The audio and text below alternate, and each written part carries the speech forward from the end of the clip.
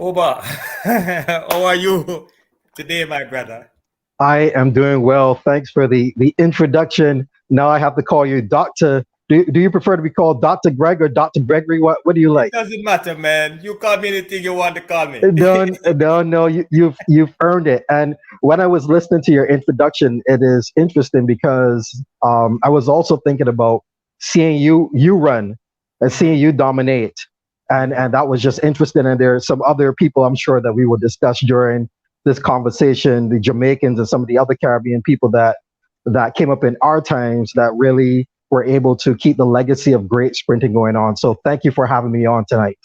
Well, it is a pleasure, Obadele, and this platform is open to you. Anytime you want a voice, I am open to sharing my platform with you because you are a legend, not just in your country, but you are a legend around the world based on the things that you have accomplished. Now, before we actually go into the interview, it is a custom on this platform that we allow our guests a shout out to whomever they please. They may market anything that they choose to market. It is your moment. Is there anyone on this platform or in your own life that you would like to acknowledge for? Yeah, thank you. Well, actually, today I am in Barbados. I arrived last night to celebrate the 80th birthday of my father, Professor Alvin Thompson. So, what has happened is why you see me in a more casual setting and without the jacket that you're wearing is because I was burning up here on the island. And his birthday is tomorrow, but we are doing the celebrations at the moment, and so I like to give a special shout out to my father, and I'm sure at some stage we'll be discussing this thing here, which is my revised book, Secrets of a Champion Student Athlete. That this is the second edition of it, and I'm pretty excited about it. But I know we have other things to discuss, so I'm going to turn it back over to you to see how we're going to handle all these things. All right, not a problem, not a problem. Mr. Thompson, it is said that you were born in St. Michael, Barbados, to Professor Alvin and Nurse Hilda Thompson. Are you an only child or do you have siblings? I am actually the last of four children, so I have a brother. So, okay, let me set it up. We are a true Caribbean family.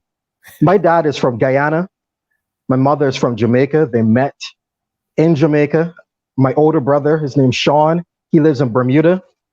My second, my elder of the two sisters, Abby. She lives in Barbados, but she was born in Guyana.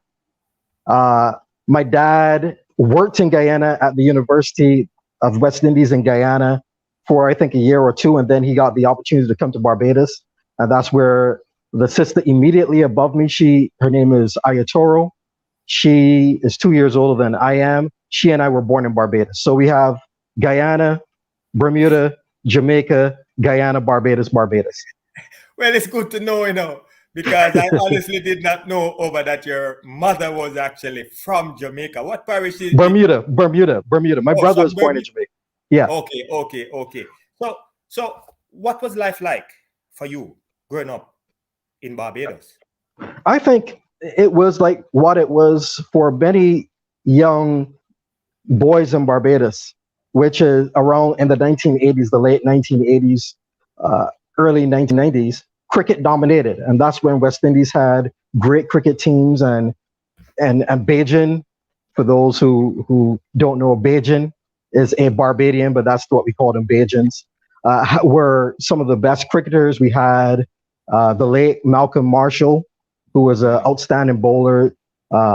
We had Desmond Haynes. We had a couple of others there who, when the West Indies were on top, that's what I wanted to do. And so I would spend a lot of time just playing cricket at primary school. And then eventually I moved on. My love of table tennis when I got into secondary school. I played a lot of table tennis, got my dad to buy me some plywood, and we would just play because he used to play table tennis as well. And then I started losing at table tennis. And then I moved on to basketball. And I love basketball, but of course I'm only 5'9". I have legs of maybe like a person. A lot of people meet me and they're surprised at how I'm not as tall as they think because they look at me striding. My legs are the legs of a 6-footer, but I'm only about 5'9", and basketball really wasn't the sport. I loved it. So that's what it was like. I went to all boys primary school, Wesley Hall boys school. Now it's school's been integrated, and then I went to Harrison College for secondary school, and it wasn't really anything that was unusual. But athletics has always been in my life and in my world because mainly through my father. Mm-hmm. Okay. Well, since you talked about your father, I'm pretty much impressed with his accomplishment. It is said that your father, Professor Alvin Thompson, he used to dominate track and field when he went to the University of the West Indies in Jamaica. It is also said that in 1966, as a student at the University of London, your father won the 100 meter at the British University Championship, and he also received the Arthur Winter Award for the most significant performance at that university. It is also said, Obadele, that your father was given an additional prestigious award from the University of London for his sporting excellence. Very impressive. Yeah. I have two questions for you in this. Did your father share those stories with you as a young boy growing up? And did his accomplishment have a direct influence on you to continue the legacy in track and field? Yeah. The interesting thing about it is this. I grew up and my dad had some medals in a frame. And this is the era before, we live in a different era now where you get participation medals. So, the kids go to the YMCA or anything, they participate in sports, regardless of what they place. I think a lot of people have bought into the idea of, oh, everyone's a winner. But I grew up in a time, we grew up in a time where you only get a medal if you finish top 3. There was nothing else. So he had these medals and he would tell me stories. And this is, of course, pre-internet. I didn't really understand it. I think I started to understand more about the significance of what my father achieved after I was out of university, in fact, where then, he would talk to me about how, as far as he remembers winning the 1963 Jamaican national seniors 100 yards and becoming the national champion there while he was a student at Mona University, in Jamaica at the University of the West Indies, before he went on to win the title, which is the University of London title, which is basically like an NCAA title. And it took me a while to appreciate it. And I think perhaps the biggest part of the legacy is that my dad did not have the type of background and support that he gave me. He grew up extremely poor. He was one of 13 kids. And he got back in the day, he got a scholarship actually to go to secondary school. And then he got a scholarship to go to university. And then he got a scholarship again to do a master's. And these were academic scholarships. So he never had a consistent coach. He did all these things despite not having a coach, a real coach. And these things were kind of just what he did for fun. And so that legacy, that strong athletic gene, of course, exists in my family. I had one of my older sisters. When I came up, people knew me as her younger brother because she did really well, but she wasn't as committed to the sport as he would have liked her, and my dad didn't push her as hard. And so when I came around, a lot of people say, "Oh, you're Abby's little brother," and that's how they knew me. But where his real influence shined was as I got into my professional college and then my professional career, where he was able to advise me more on things. And unfortunately, like many children, we don't listen to our parents who have so much knowledge to give us. And sometimes, other coaches would tell me things and I would come and tell my dad, Dad, my coach said this, and he would say, "Yeah, son, I've been telling you this for 10 years, but I guess it's good." But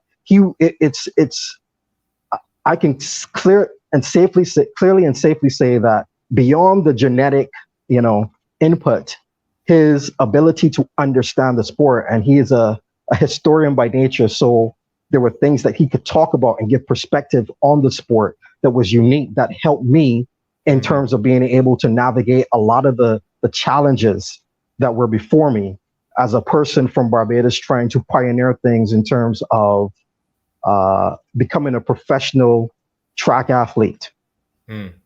And you made a very good point there, because the talent is always there, but it is the personal issues, the challenges that we don't normally are fully prepared for, that usually get the best of us. So I'm sure, and this is why we have this platform too, because we are hoping that we would find some obedient individuals who truly and genuinely want the opportunity and are committed to it, to learn from even your story coming from your father, because sometimes the only way we can achieve our goals is when we are committed and we implement knowledge coming from your father, coming from you, coming from me, and others who made the sacrifice to achieve greatness. You went to one of the top academic high school in the Caribbean, Harrison College, prestigious school. How did you manage to stay on top of your academics and still dominate the Caribbean Championship at the junior level? Well, I will say that what you mentioned in terms, I'm going to put it in my own words. It's about the modeling that you have. And so I came up in a very academic environment here. It wasn't as if my dad pushed education, but I grew up seeing him working. I grew up with him having a library of books. He taught West African and Caribbean history. So I got a chance to see a book and see the images of, between slavery and other achievements that Africans had and that people from the Caribbean had. And it was sort of an understanding of, you do your schoolwork. And even at the school that I attended, what happened was we won our inter-school championships 5 consecutive years with the boys, which is effectively like Jamaican champs. So from under my PE teacher, a former PE teacher, or Mr. Orlando Green, who himself was an NCAA champion in the 4x400 meters indoors in 1973 at Seton Hall, he was able to implement a system whereby we excelled athletically while still being able to do the academics. The academics were always there. So one thing that I always tell people is just that schoolwork is schoolwork. It's not going anywhere. You're in school. So if it takes an hour, if it takes 2 hours, if it takes 3, 4, 5 hours, you just get it done. A lot of times I just stayed up late and did it, especially in college. One of the more pivotal things that happened to me was, for those of people who are not from the Caribbean, we do kind of a regional exam around the age of 16 years old called CXCs. Mm-hmm. And that's a standardized test, generally speaking. And you have to prepare for it. It's cumulative. So I think the summer before that, I found a book by someone from our community college in Barbados. It was just a little pamphlet on how to study. And I read it, and it changed the way that I study. And so what happened to me is the same way that there was structure for my athletic development by reading the book and learning how to structure my studies. Certain tools and things that indeed I talk about in the book that I wrote, I was able to start implementing a systematic way to approaching studying, so that I was able to handle my schoolwork and do my athletics and have a lower level of stress overall, because those were the major things that matter to me. And a lot of times it just comes down to prioritization, mm-hmm.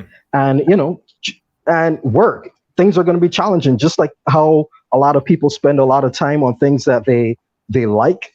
It's the same thing with schoolwork. You just have to spend time doing it. And some stuff's going to be natural and some things aren't natural. And for the things that you struggle with, you see what options are available to you, whether that's getting someone who's stronger at it to help you, tutoring. Now we live in the era of YouTube and Google. And I think there's so many more opportunities. But the one thing I will always say is to be resourceful. So mm-hmm. once you have a resourceful mindset and you are able to look at a problem and say, okay, I acknowledge the problem, but don't just leave it there. Realize that, okay, I need to do something. It's better to do something to get in the process than merely to acknowledge the problem. And a lot of people who struggle with things, they sometimes may not want to look at the problem, or they look at the problem and then they don't take the next step, which is, okay, how do I address this? And then the step further is, I'm in motion to addressing it. So the whole principles, whether it's athletics, whether it's academics, whether it's other things in life, relationships, whatever comes up in life, I think they are life principles that once you align yourself to the greater life principles, seed time and harvest, you do it in the right order, and it might not pay off immediately, but you are in process, and that process is what yields dividends in the long run. That's a overwhelming amount of knowledge right there. I really hope people will listen to what you're saying, because this is impressive. You're basically giving away the solution to any problems, not just in track and field, but also in that person's personal life, which I hope that they understand clearly what you are saying. At the age of 17, Oba, you won your first senior Central American Championship in Cali, Colombia. I was there. I was watching you doing your thing. Most 17-year-old would be intimidated to compete against the seniors, but not you. Why? Well, I will say this much. Okay. So when I was in first form at Harrison College, my first year at Harrison College in secondary school, I did well. And then we went up, and in my second year in second form, there was a guy who dominated. He went to my school. His name was Hugh Harmon, right? Hugh was taller. We could have beat Hugh. And so rather than run the 100, I started to run the 200, because I'm still going to lose to him, but it felt better. I was always one of these people who could come on at the end of races, right? And I don't know how history would have turned out if you stayed in Barbados. I'm just being very honest, right? He went away to the United States. There is a possibility that the trajectory of my life would have changed had he stayed there, but he left. And after that experience, I started to learn or develop the mindset of, if you're going to be good, you just have to take on whoever's there. Mm-hmm. And I was always skinny. You don't see it now, I'm Santa Claus now compared to what I used to be. But my thing was, if we line up, I'm not going to let you win prematurely. My job's not to make you run 95 meters and I have 100 meters, or you run 100 and I have 105 meters. I'm simply not going to do that. So my take was that regardless of where you came from, if I'd done the work and we're together, I'm going for it. Doesn't mean that I'm going to win, but for sure, I am not going to prematurely let you win. And I learned something really important from my coach. Well, I'm going to tell you briefly about these two things that really shaped my life. One was my PE teacher, Mr. Orlando Green, who I mentioned. And I remember I had won 2 years of the under 1700 meters at the CRIFTA Games. And I came to him and I said, I want to be the best junior. And I was going to say in the Caribbean, right? Like going into the next division, the next step up. And he said, in the world, before I even said it. And that blew my mind, right? Because I know it might not mean as much for Jamaicans because of the rich and long history that you've had. But for him to say that to me meant that someone believed in me beyond what I saw possible. And someone who had gone away on a scholarship and someone who had won an NCAA title and these type of things. So that was mind blowing. The second thing was when he introduced me to my late coach, Frank Blackman, who passed away last year, who was my longtime coach, who was also Mr. Green's coach at the 1976 Olympics. And within the first couple of meetings of working with Blackie, as he's called, he told me, you're an Olympic medalist. You just have to choose the color. Now, hearing this at 15 or 16 years old, it's mind-blowing, but I was around people who believed in me. And more to your point, in 1993, that's when I was 17, I ran a lot of races in the open division. So, and I would lose most of them. I remember it was 2 weeks before our national championships in Barbados, and the longtime national champion, a guy named Enrico Atkins, he used to also hold our national record he beat me, and I remember coming fourth in a race. And my coach Blackie, he wouldn't come to see me run. So I remember calling him on the phone, and he asked me to describe the race. So I described it, and I said, and the one thing he said to me is, he said, "Did you do what I asked you to do?" And I said, "Yes, but." He says, "No buts." He says, "I'm the teacher. I'm responsible for preparing you. You're the student. Your job is just to follow directions." And he wouldn't turn up. And his thing was, does the teacher turn up and sit next to the student in the exam room? No. So my job's to equip you. Your job's to know what you're supposed to do. You come to practice, and we worked on things. And then in 2 weeks later, I won our first national championships. But the real point, just getting back to what you asked me about turning up and being able to compete against seniors, it's because I had a coach who basically gave me the blueprint. Here's the system, Oba. Your job's to learn the system. Your job's to turn up. I ask questions. I figure out the system. When the moment comes, your only job, Oba, is to execute. And that's all I can do. And I trust the system, and I trust the work that we've done. So I've always been a believer, particularly in my athletic career, about in the preparation that I did. You know, I believe in preparation, period, end of story. I knew when I was fast. I knew when things were going well.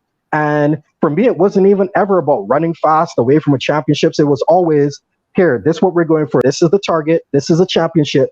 You will be ready at this moment. Everything else that you do around that, but this moment, when it matters most, is how you prepare. Just like an exam. You do all the homework, you do all those things to prepare you for the moment. And when you sit down in the exam room, when it's, like I said, a crucible moment in life, you trust what you've done. And you trust the person that prepares you. And hopefully you're around people and an environment that prepares you properly. You know, one of the things I see now, Oba, is that a lot of athletes, they do the thing, but they're not aware of what they're doing. And this is telling me that mentally you were in tune with your body, you were in tune with the information, the instructions that you were given, and you put them to the test. And these are some of the things that we want from the younger athletes. No excuses, just go out there and implement the things that you were taught. Well, one also assume that because you're performing that great, that you had various options in terms of what university you wanted to attend. Why El Paso, Texas? Because I remember when a lot of people heard that you were going to El Paso, they said, why El Paso, Texas? Now, I have a lot of respect for El Paso because Bert Cameron went to El Paso. Bert Cameron, the great.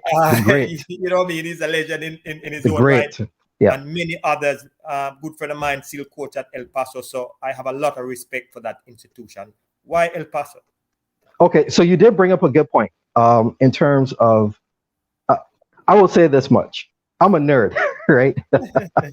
I loved athletics before I even knew how good I was, right? The first Olympic Games I watched was 1984. You mentioned the great Bert Cameron, who, when he pulled up in the semifinals in the 400 at around 150, you know, he was the first world champion ever. He won the world championships in Helsinki, Finland in 1983, and then came in as a prohibitive favorite for the gold in the Los Angeles Olympics in 1984. And then he ran back and made the finals. And unfortunately, the person that he beat out was our own national record holder, Mr. Elvis Ford. But our 4x4 team made the finals of the Olympic Games. And it happened that my PE teacher was the coach of that team. So to put this in perspective, long before I knew how good I would become, I loved the sport. I used to watch film. I used to study film. I used to study athletics. There's this thing called the Association of Track and Field Statisticians. They had a thick book, and my PE teacher would have it. And I still actually have one. You know, I borrowed it. We're into our 28th year of me borrowing this book. I still have it here, mate. You know, read it cover to cover. Knew all kind of stats and everything else. So, in choosing the school, believe it or not, no one recruited. Not a single person recruited. In fact, let me tell you, even though I was Carifta champion, we ended up calling places because we had to call to see if I can get into track meets high school track meets in the United States. And my late club coach, Mr. Tony Lovell from Freedom Striders, he and I sat down and called a couple of meets in the United States, and they would say, "Oh, okay, we'll get back to you." And then I would see people like Beat at Carif, the Jamaicans and stuff, Bahamians, whatever, turn up at these meets. So no one recruited me. So for me, it was a matter of I chose UTEP primarily for this reason. Olupade Adenikan, the Nigerian sprinter, he won the 100 and 200 meters at the 1992 Olympics. At the 1992 NCAA championships. Sorry. He set the 100 meter record at winning the championship. So he also was the hottest college sprinter that year. He made the finals of the 100 and 200 meters in Barcelona in 1992. And and this is again me and the nerd in me, he was the only sprinter in the world to have a winning record against Linford Christie, who was the Olympic champion. So I said, okay, I want to be ready for the 1996 Olympics. So I need just me looking, okay, a year is too short, 2 years. I need to be in a program at least 3 years because I'm skinny. I need to get bigger. I need to race in the system because, I'm not getting the same type of consistent challenge. And so I called the coach at UTEP. He didn't even recruit me. In fact, I remember being on the phone with my Freedom Striders coach and calling, saying I'm from Barbados, and Coach Robert Kitchens, Bob Kitchens. He said, hold on. He's texting, hold on there. And then he goes and he checks a globe. He had a globe in the office and he located Barbados. We told him, okay, on the globe, it's going to be right here by South America and stuff like that. And at first he didn't know anything about me. And it's over time that I proved myself. I would give him, there was no film about me. I would just send in results. And then I got there. And in fact, I actually met Burt Cameron when I was in Jamaica. I told him I was going there.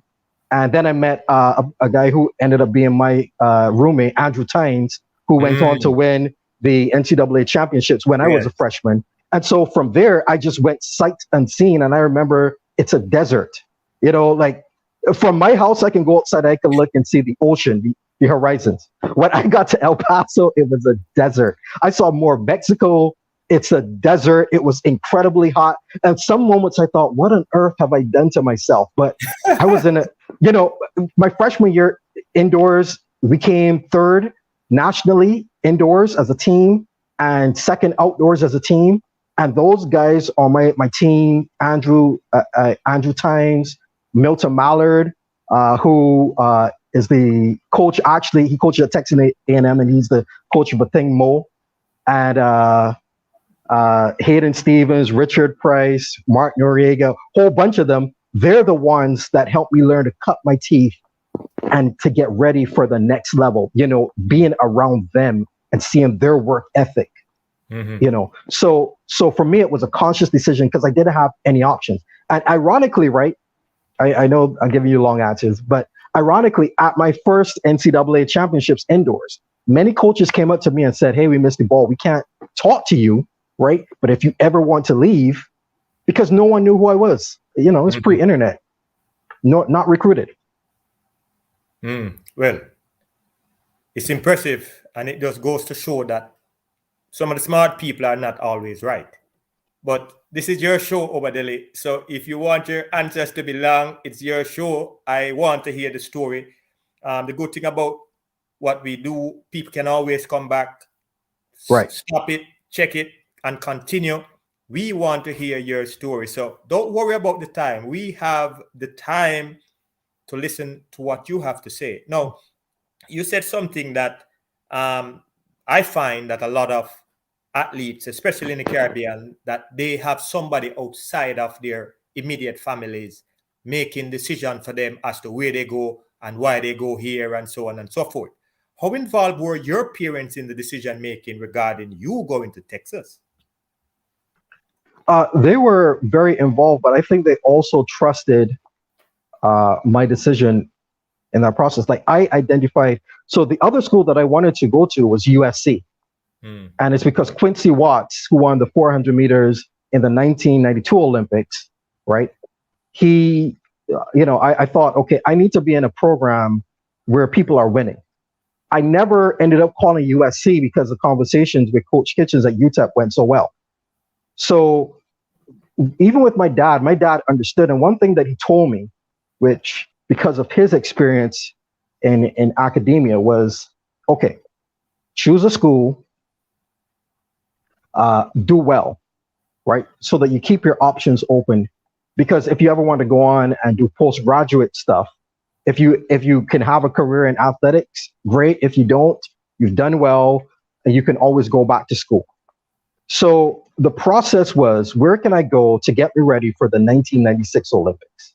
And I think we were all on board from the very beginning in terms of UTEP looks to be a good place. As I got to talking with Coach Kitchens, I found out that we were supposed to have like basically the top recruiting class. There was a guy called Jonathan Burrell, who was a top US sprinter. And unfortunately, he never came to campus, but we had a really good sprint team. And so my parents were always involved in the process, but they also knew that I used to study a lot. Like I'm when I think of the races that I've watched, the 1984 Olympics, watching the 1988 Olympics with Carl Lewis and Ben, and watching 91 World Championships, we had a family friend, one of my dad's late friends, John Beckles, who used to live in the UK. He grew up with my father in Guyana. He would send us tapes. So the BBC, and I will watch the VHS. I will watch these things over and over and over. And then there was this thing called New Studies in Athletics that the IAAF used to release, which is technical stuff. And my coach had that. And I would look at it, and I learned how to look at graphs and acceleration patterns and all these things, how races are broken down. And I just watch every single runner, watch. So by the time I made my decision, after watching Obadele Thompson in 92, I just studied. And I felt pretty confident. Like, this is where I wanted to be. I really hope the young people are listening to you, because study. You study your book, you study the event, you study your race, you study other people. It is a part of the ingredients if you want to be great. You were from a structured home. A lot of the athletes in the Caribbean, they're not from a structured home. They're from a broken home. Your father was a successful professor and your mother was a successful nurse. How instrumental were your parents in helping you to ease into your transition to college in a foreign land? I want you to feel free to share that experience, because we find that a lot of people struggle with this phase, moving from high school into college, confused, not sure who to turn to.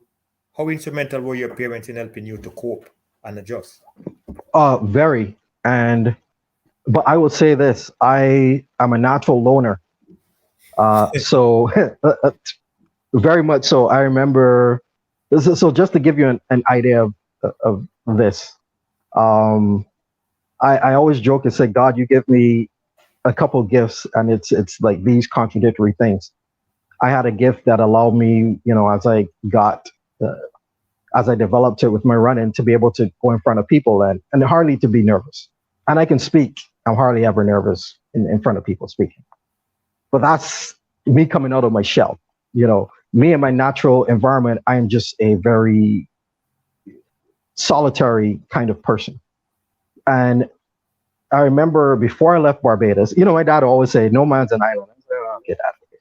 And then one time he said to me, "Son, you're antisocial."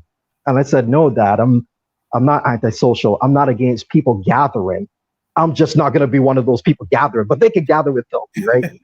So when I came over, one of the things for me was to learn to connect with other people and to connect with the right people. So my mom used to ask me these 3 questions, right? She'd say, first, are you eating? Because truthfully, before I left Barbados, I was probably under 135 pounds. I wasn't lifting weights or any of that stuff when I was training in Barbados.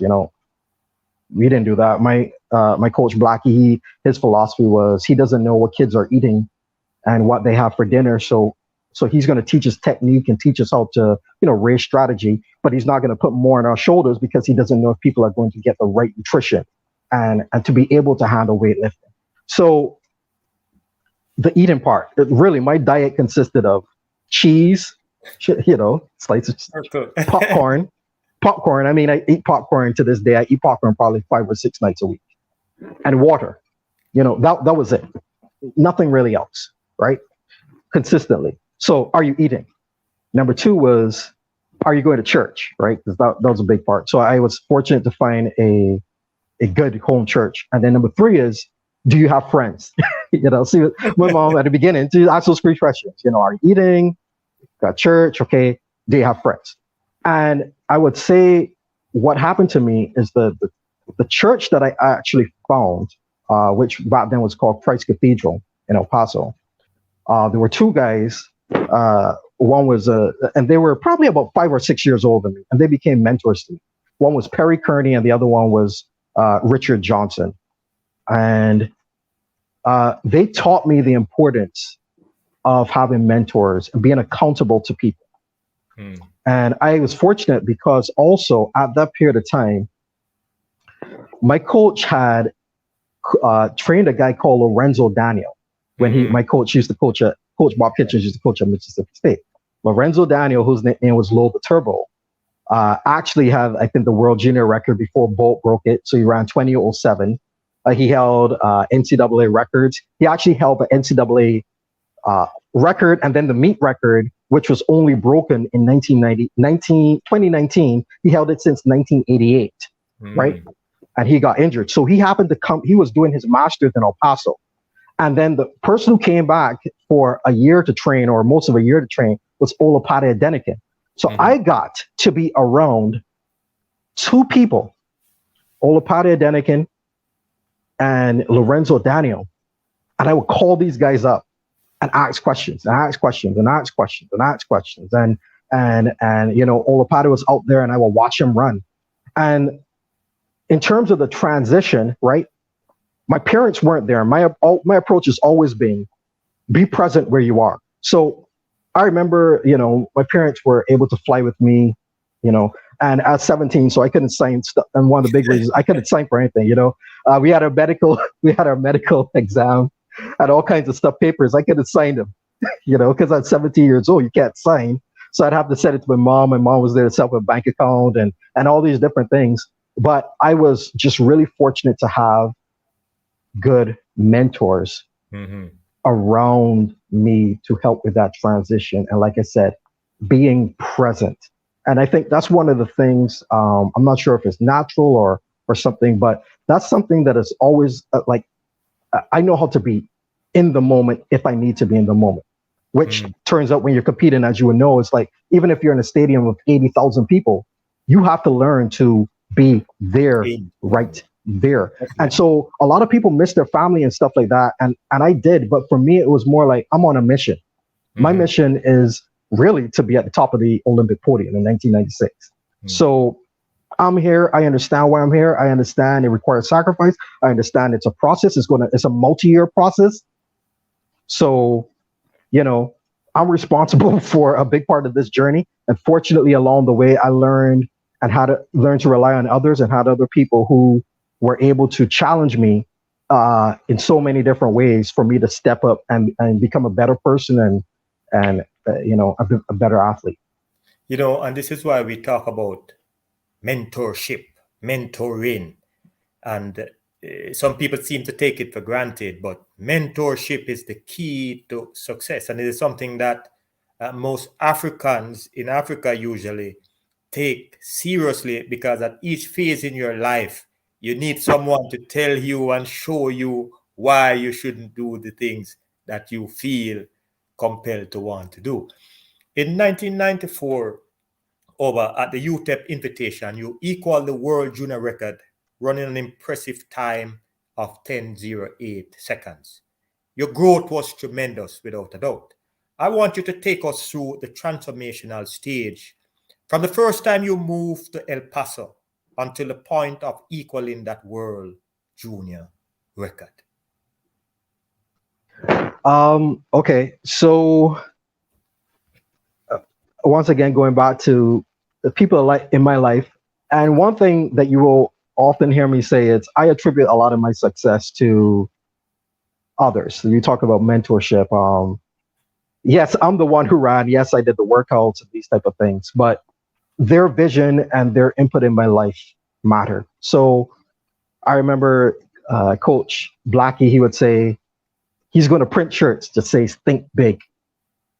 So for me, by the time that it was put into my mind, hey, best junior in the world, that became a mission for me. I wanted to be the best junior in the world. Now, setting the world junior record as a freshman was not something that was on my radar. I still had one more year of being a junior, under 20 athlete.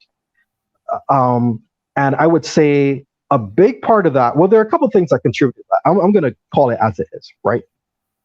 One, I learned how to train, right? I worked out like a 400-meter runner. We did 400-meter workouts in El Paso. El Paso is at altitude. Mm-hmm. So I'm an asthmatic since I was very young. And so you get that thin air. But as you're training, you're running into the wind. It's very windy at times. You're running with other great athletes. I remember being on traded. Okay, so I'm going to give you my first day on track. So before I left Barbados, I would maybe do occasionally a 250 meters, right? So, which isn't really that far in training, right? I did a 500 meters once ever. I think I ran a 300 meter race once or twice, right? Once, for sure, right? So people knew me in Barbados with this reputation of, hey, Oba doesn't really train. I was really good about the drills and the mechanics and those type of things, the mental stuff there, right? But, in terms of the actual physical pain, not there. So the first day of actual training, right? As you do the preseason stuff, you're jogging, and we jog up literally mountains. It's mountains, right? So I'm a terrible jogger. I tell people I pioneer like the 11-minute mile. I'm terrible. I get I can't breathe. Like my calves start cramping, everything. So I took it really easy with the that stuff that we did for like about 4 or 5 weeks before we got on the track. That base stuff.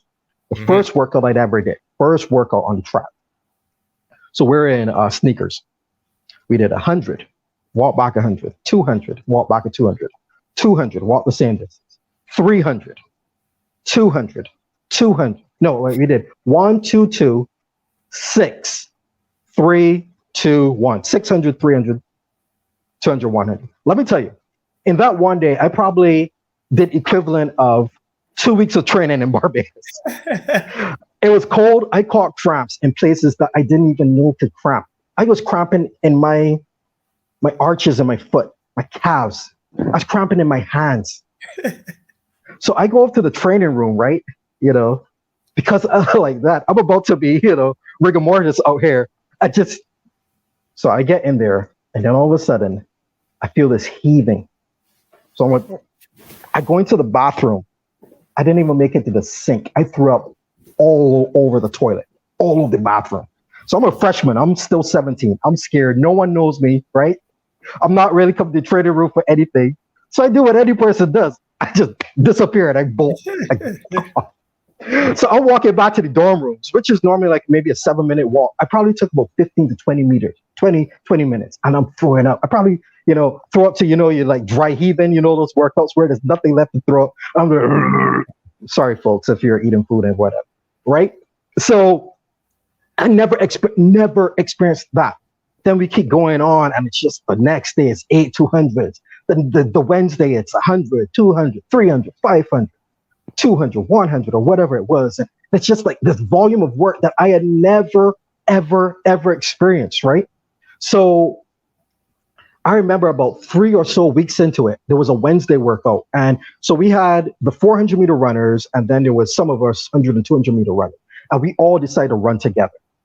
And I remember for the 500-meter run, I said, let me lead it. Let me lead it, right? So all the guys are like, nah. And then there was a guy from Trinidad, Hayden Stephen. He was a senior. He ran the 400. He was like, man, let it beige lead. Let the little man do it. So I said, all right. So, I take it out. I'm going. 100, good. 200, good. 300, good. reach about 350 meters, 150 meters left. And then the guys start passing me. And unfortunately, I get straight, when you come in and you start to, as you say, rig up the elephants on your back and you're in the C position, just fighting. It looks like, it's only 100 meters, but it literally looks that it's going to take the rest of your life to get to the finish line. And unfortunately, I swing around the turn and the distance runners are supposed to be the outside of the track, right? They're on the inside. So now I got to run all the way out. I'm sure some of you have seen those 800-meter runs. People are dying and I finally make it. And then those guys came up to me and said, "You got to run, Beige." And to me, that meant a lot. So getting back to your question, how was I able to do it? It's a lot of the volume of work that we did that prepped me to be able to do those type of things. There was an expectation of greatness that we had among each other. And to put that record in perspective, I dropped from 10:33, which I set the Carifta record in under 20 in Barbados, to 10:08. The truth about it was, after that race, Olapade Adenikin and my coach came over to me and said, "Hey, you're not at this level yet." And in my mind, I was thinking like, "Man, get away from me. I just ran. I just equaled the world junior record, whatever. And they're saying, "No, you're not there. You're going to have to fill in all those times." And they were right. I had to learn how to run 10:2. And then the next year, I learned to run 10:1. I had the fastest time in for a junior. The next year, I had around 10:18 3 times. I had 8 of the top 11 times for junior running in the world. But I had to learn that just because you make a big jump, you got to fill in those gaps and spaces in between at some stage.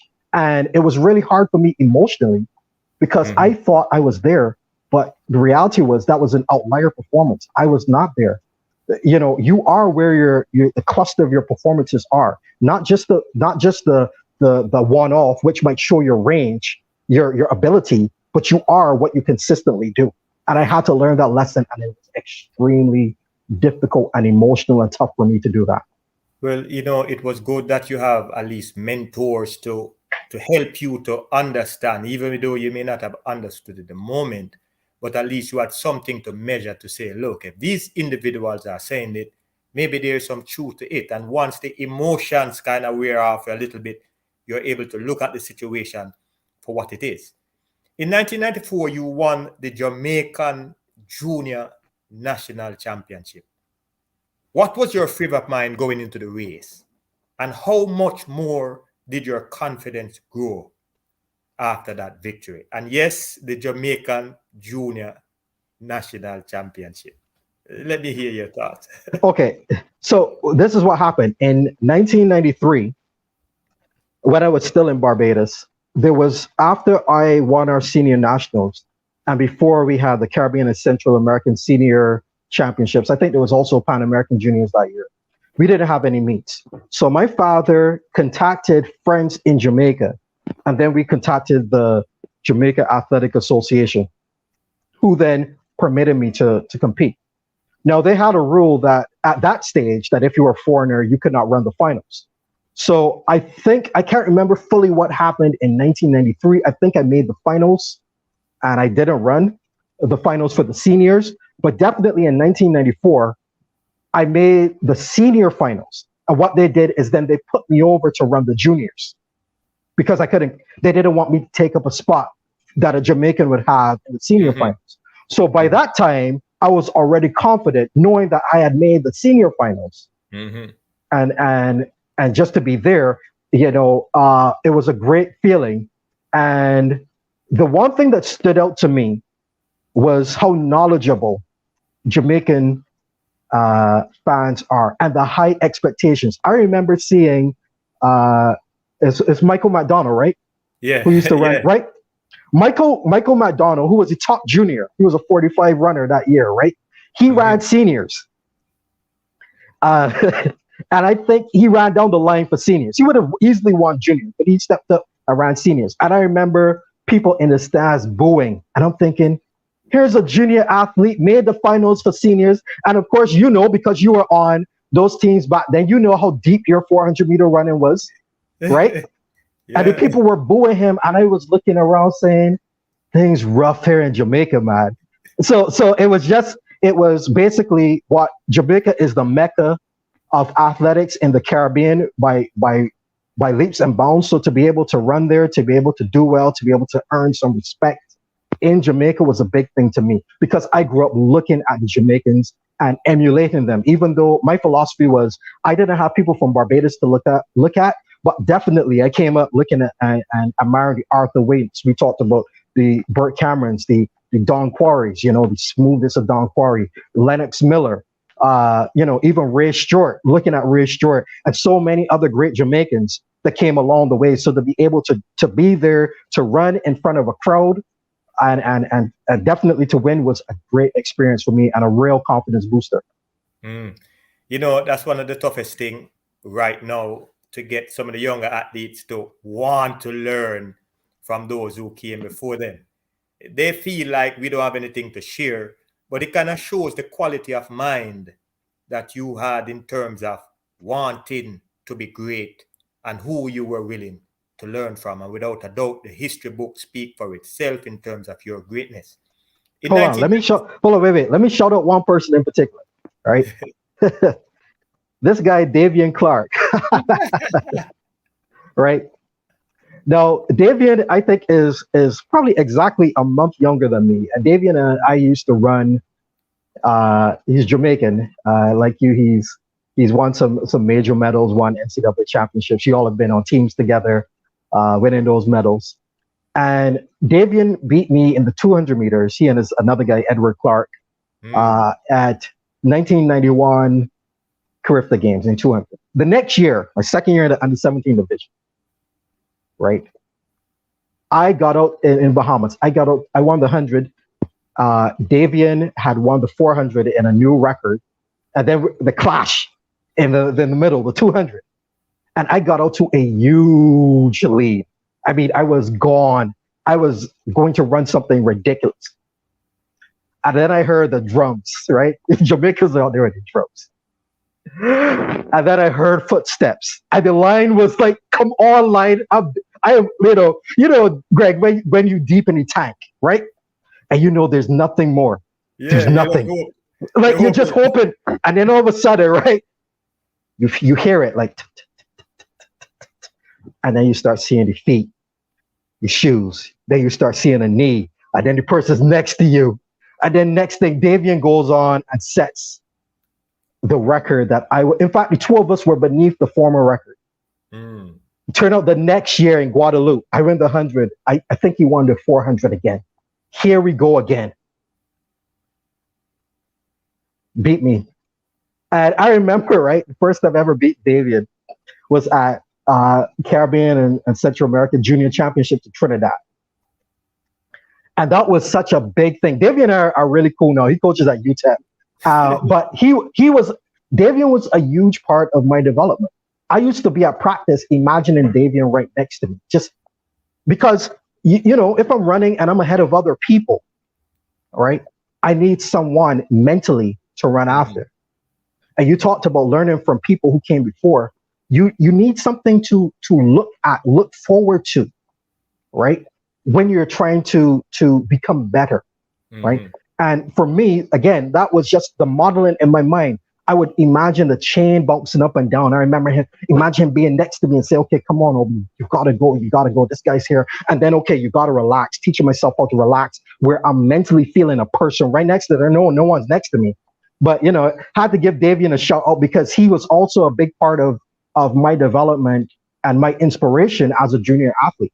And I can attest to that because Davian kept me on my toes as well, because when he moved up to that level, oh man, out of all the Jamaican 400-meter runner, I never liked running against Davian because he was tough. He always pretended as if he was injured, but he would be always coming at the end. So I understand what you are saying. Shout out Davian.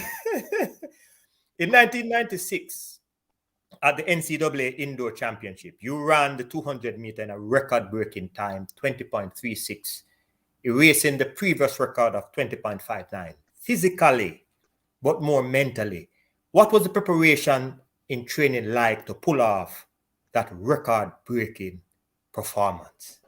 Okay, so as a freshman, my first NCAA Indoor Championships, we used to run the 55 meters. So I came seventh in the 55 meters. They now run the 60 meters. And I came fourth in the 200 meters. But how they do it is they split it up into two sections. So back then it used to be four runners in the what's called the slower heat. And then the guys who qualified with the faster times, they ran the faster heat. So I won my section, but I came fourth overall. So mind you, I'm still 17 years old, and I was the only person in that year to make both finals. So the next year, coming into the NCAA championships, I think I was predicted to finish in the top 3 or something, right? Again. And I had another guy who he went to LSU. His name was Rashawn Griffin. He was in my heat. And I used to really take it easy in semifinals. I didn't want to show people too much, you know. I'm not going to show you everything that I have. Unfortunately, what happened was I ran the semifinal and missed the final by 100th of a second, even though I was in really good shape. And I remember my coach coming up to me afterwards. He looked at me like, he didn't say you're stupid, but he said, you made a freshman mistake as a sophomore. In my mind, I saw myself winning, running 20.47.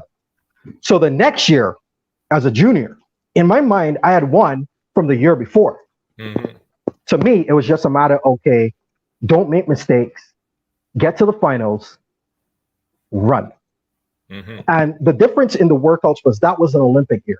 I went to school for the Olympic Games. I will tell you something that I've never told people publicly. My goal was to win the Olympic Games and retire from athletics in 1996. Mm-hmm. I wanted to prove to people that you don't have to run on the European circuit. I'm going to prove to people you can be from a small country, you can be small, and you can come here and be the best in the world. And that was it. I was going to be done. You know, I had at that stage, being a professional athlete was not on my radar. I was just going to keep living life. There's another part of it that, you know, I'm thinking of writing a book, so I might share some of the other parts of it. But really, so what happened was I asked my coach for more stuff in my workout. So we would do some workouts where we might have like a relay practice, and then we would do maybe like 3 200s. And I started to say, Coach, I want to do 250 meters. I started to push myself more in training because my mission was to be on top of the podium. So everything that I was doing was, okay, I'm just doing the building blocks. I'm about to announce myself to the world. You know, I did the junior stuff, but now it's time to really run. This is why I'm here. I'm coming for everyone in 1996. That was my thing. Well, the truth of the matter is that you were on fire, because when we look at your improvement coming over into the outdoor season, it showed that you were doing something that others were not doing, because you ran one of the fastest time that year. Even though people said that it was we needed, you ran 9.69 at the time. I can't remember where I was, but I heard it, and that news circulated throughout the US, throughout the world. Obadele ran 9.69. So without a doubt, you were ready.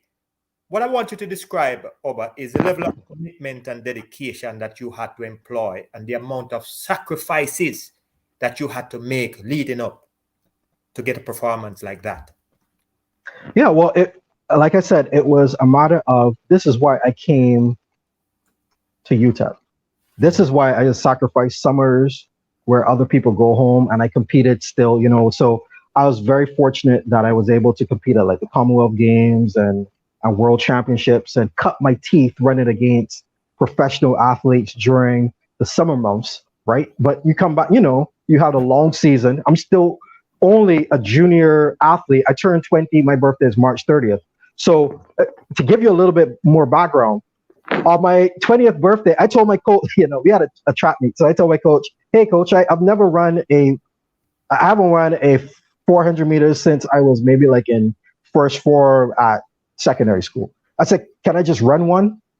And he said, sure. and I ran 45:38. And I just remember thinking, walking off, people were saying like, man, this is 45:3. And I just thought like, that's just a run. I wasn't really pushing, right? I had a teammate, who was there, and I was just listening to the announcer, and I just thought, I probably should have gone out, because I'm thinking during the race, like, you probably should have gone out further. So where I was mentally was like, okay, things are falling into place. I sacrificed. This is what we did. I'm in the third year. Third year is about right for where I need to be, and that was it. I had reached a stage, actually, Greg, to be very honest, where I could tell you in my runs down to like the 10th of a second what I was running. They would call out split times to me, and I would come across like if I'm doing 200s and stuff like that, and I would just, that's around this time, and I'll be like right there, because what was happening was I was becoming more attuned with how I was running, how to set up the race, so that by the time I'm running, I'm only it doesn't make a difference who is there. It doesn't matter who is there. I'm not here for you. I have trained, and this is what I'm going to do, right? I'm sure you've had that experience too, where your training is just at such a level that it doesn't really matter who turns up as much as I know I'm going to run fast. And so if you're there and you're prepared to run fast, we're all going to run fast. And guess what? I'm going to just run a little faster than you, and that's it. Well, you're talking about running fast, and a lot of people don't know that you are the world record holder for the 55 meters indoor. A lot of people did not expect you to achieve that world record. Leading up to that performance, did you expect to achieve that milestone? Because many, before you tried that, you had the Otto, Ray Stewart. There's so many who, even Carl Lewis himself, right, run as fast as you. But leading up to that, did you expect yourself to achieve? Right. So, but to remember, right, Carl Lewis, I think, has run 6.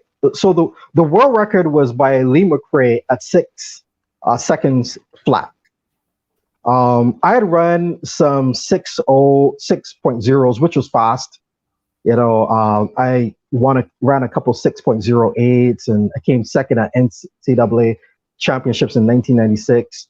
Tim Harden from Kentucky, he ran 6.06. I think I ran 6.08, and I ran 6.08. So I knew what I could do. What had happened was that, okay, we're at altitude. Altitude makes a difference. I am not sure I think it does make a difference, right? But I trained at altitude, so it's not like I'm coming to altitude. I just was at altitude. But there was a guy from Brigham Young University, BYU, called Leonard Miles Mills. Mm-hmm. So Leonard Miles Mills was in our conference, and I remember in the semifinal, he ran like 6.06 in his heat, right? And I thought, is it like that today? This is what we're doing? So I think I ran 6.04, right? So in the finals, he gets out on me. And my philosophy has always been this. If I have 55 meters to win a race, all I need to be is at the finish line in front of everyone else at 55.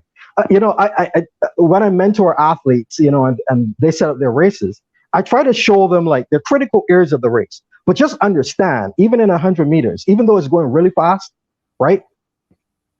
It's 100 meters. You have 100 meters to get it done. Mm-hmm. Don't give up just because you're not ahead at 30 meters, right?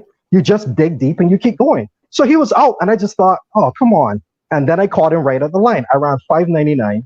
He ran, I think, at like 6:02. And to put this in perspective, right? Leonard Miles Mills went on to win the 100 meters at the NCAA Outdoor Championships in 1998 and 1999. So he's one of very few people to ever win back-to-back 100 meters. So, this guy is no slouch. We get, we did that, and then I remember coming back to right before NCAA championships and talking to Coach Kitchens. Like, so the championships start at the end of the week, and this was probably like a Monday or Tuesday before we traveled. And I go in his office. I used to go in his office a lot and just talk. I said, Coach, you never mentioned anything about the world record. He said, well, you didn't bring it up, so I didn't think it was a big deal. I was like, yeah, okay. Because you got to realize, right, it's a record, but I'm going to be NCAA champion. That's my goal. So I said, how fast you think I can run? He said, 5:95. I said, okay. I think 593. He says, okay, we'll run 594. It was literally, that conversation probably took under 60 seconds, and that was the end of that.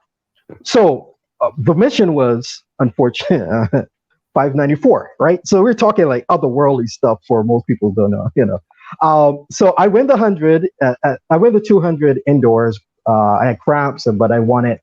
And then we come to the finals. So in the semifinals, I ran 6.09. That was the fastest time. The next time was 6:19. Guy Brian Howard, who ran for Auburn, he was in my heat. So that's the second fastest time of the whole meet.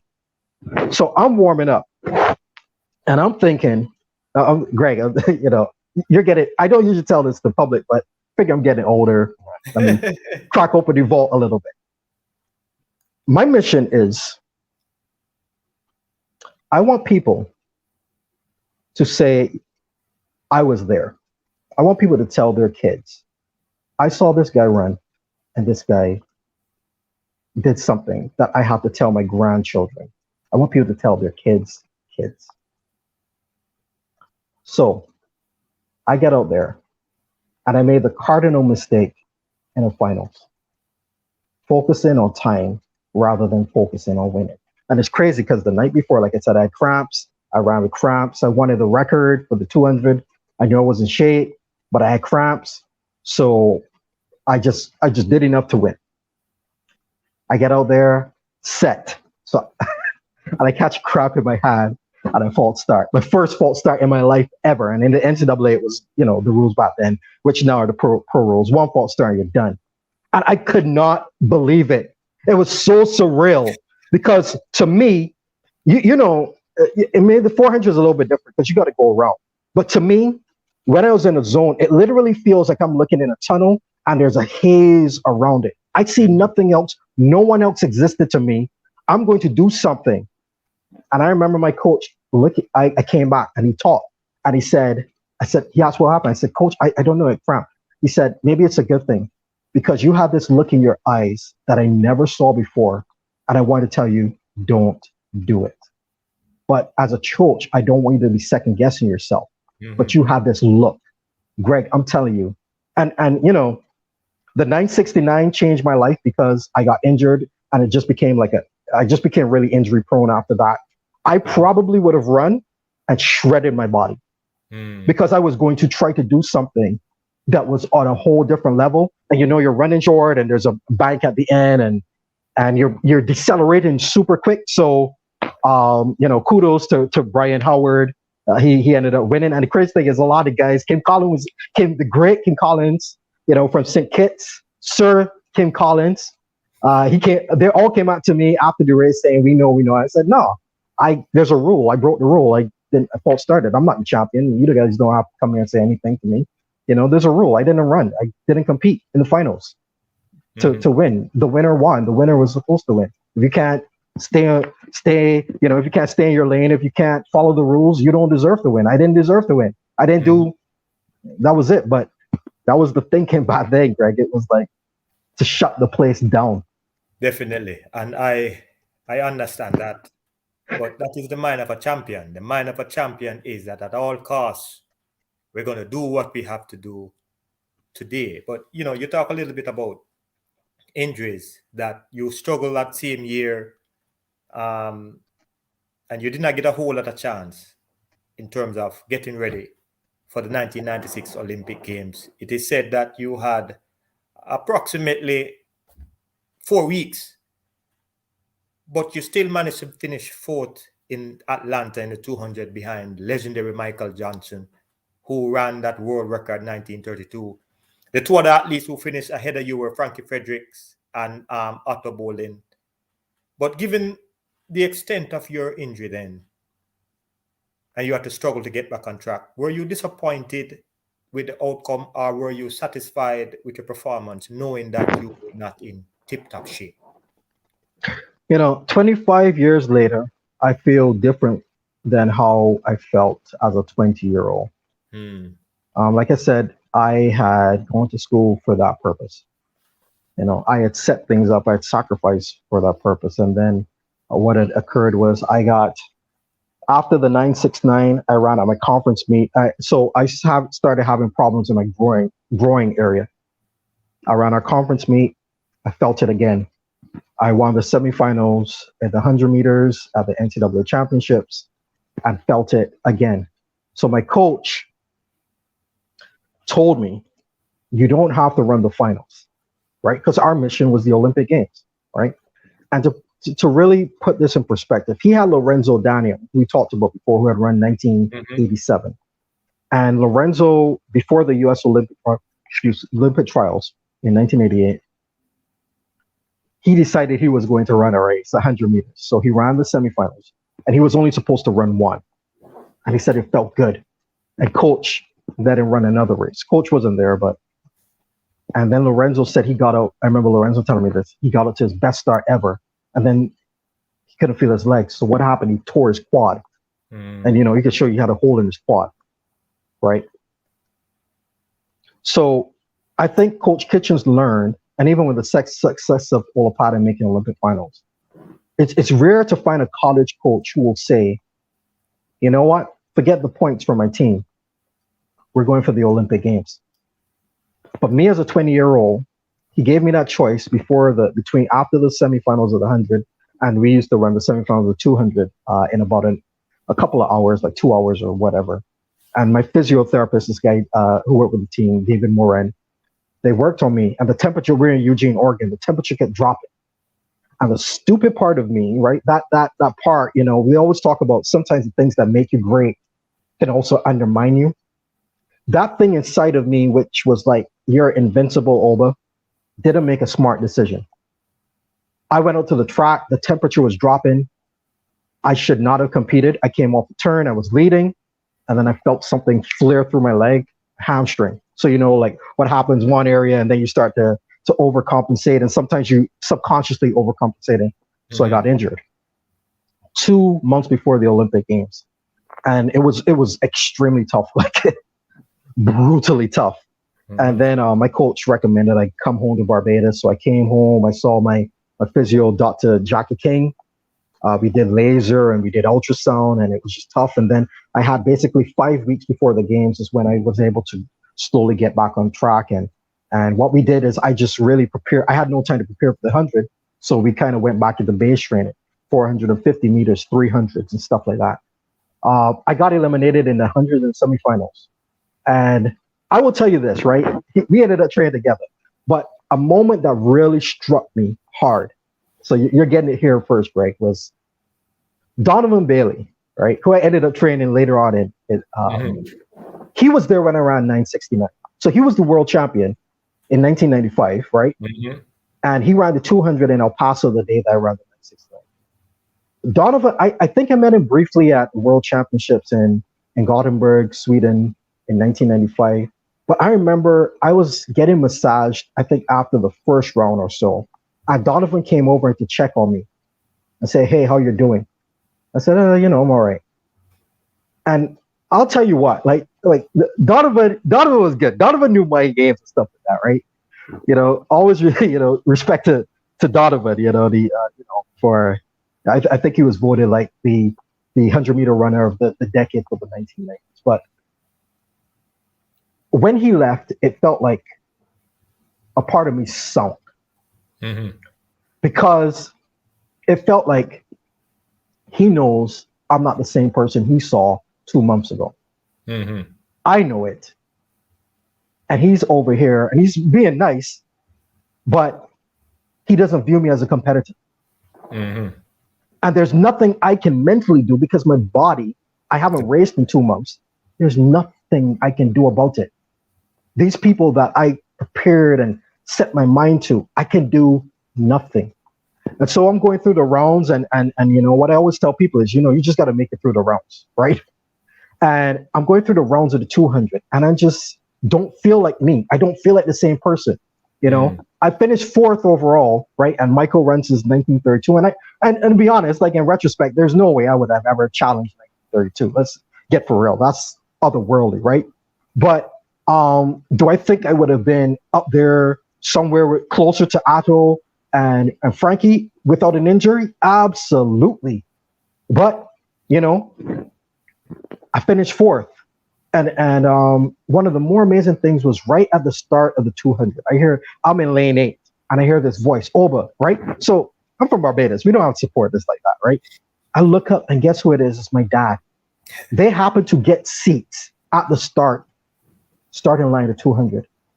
And so even in that moment of self-doubt, I was so fortunate. My dad is there, and he's telling me, okay, son, you got to do fast feet. You can't be sitting around, right? It's like, okay, Dad, you're coaching me at the last minute. But, I felt like in that moment, it's like God was telling me, okay, you're not the same, but it's not all lost. And for me, it was just like, okay, I'm not the same person. I don't feel the same. But you know what? When that gun goes off, man, Obi, you got to run. And that's all it was. It's just run. So I see them pass me, and I know, okay, my dream's done. But you know what? I'm still running. Right? So years later, I look back and see like, man, at the time, to be very honest, after that, I went into a funk and got depressed, right? For a long time, for most of the next season, because I had no plan after that, right? And, I was just out there, but, slowly pick back up. Oba, no one, anytime you find an athlete who experience what you experience, after a while, confidence is what we thrive on. And right. Once you don't have the confidence, start to second guess yourself. So I understand that. You eventually started, you were a pro from when, but it's different when you're in college. Everybody paying your bills. There's university paying your bills. Now you are becoming a pro. One of the things I've said that in terms of the transition from college to the pro is one of the toughest things for most athletes. And most of them stumble along the way, and it affects their career in ways that I can't even describe on the show. You have been competing as a professional since you were 17 as a junior. I want to know this because a lot of athletes can learn from you now. What were the biggest challenges you faced becoming a pro? Yeah, well, as I said, I never planned to become a pro, so I was reluctantly. It basically came down to this. I finished NCAA, and it was, okay, you're a pro now, Oba. You have to go and race. So I never ran. I ran against professional athletes at championships. I never ran in Europe before. Some college people used to do that. I never did.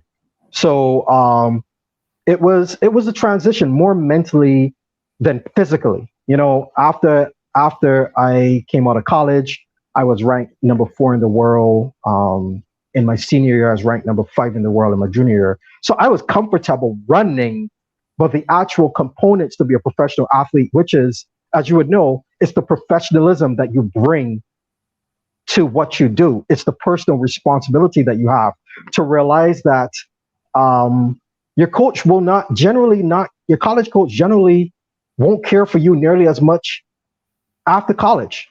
And I think I ended up falling out with my coach. We're on good terms now. But the year after, I was young. I didn't understand it because I remember sitting in his office, after I graduated and said, okay, coach, what are we going to do? We're going to rewrite the record books. I'm going to go and I'm going to run from the 55 all the way to 400 and let's rewrite records.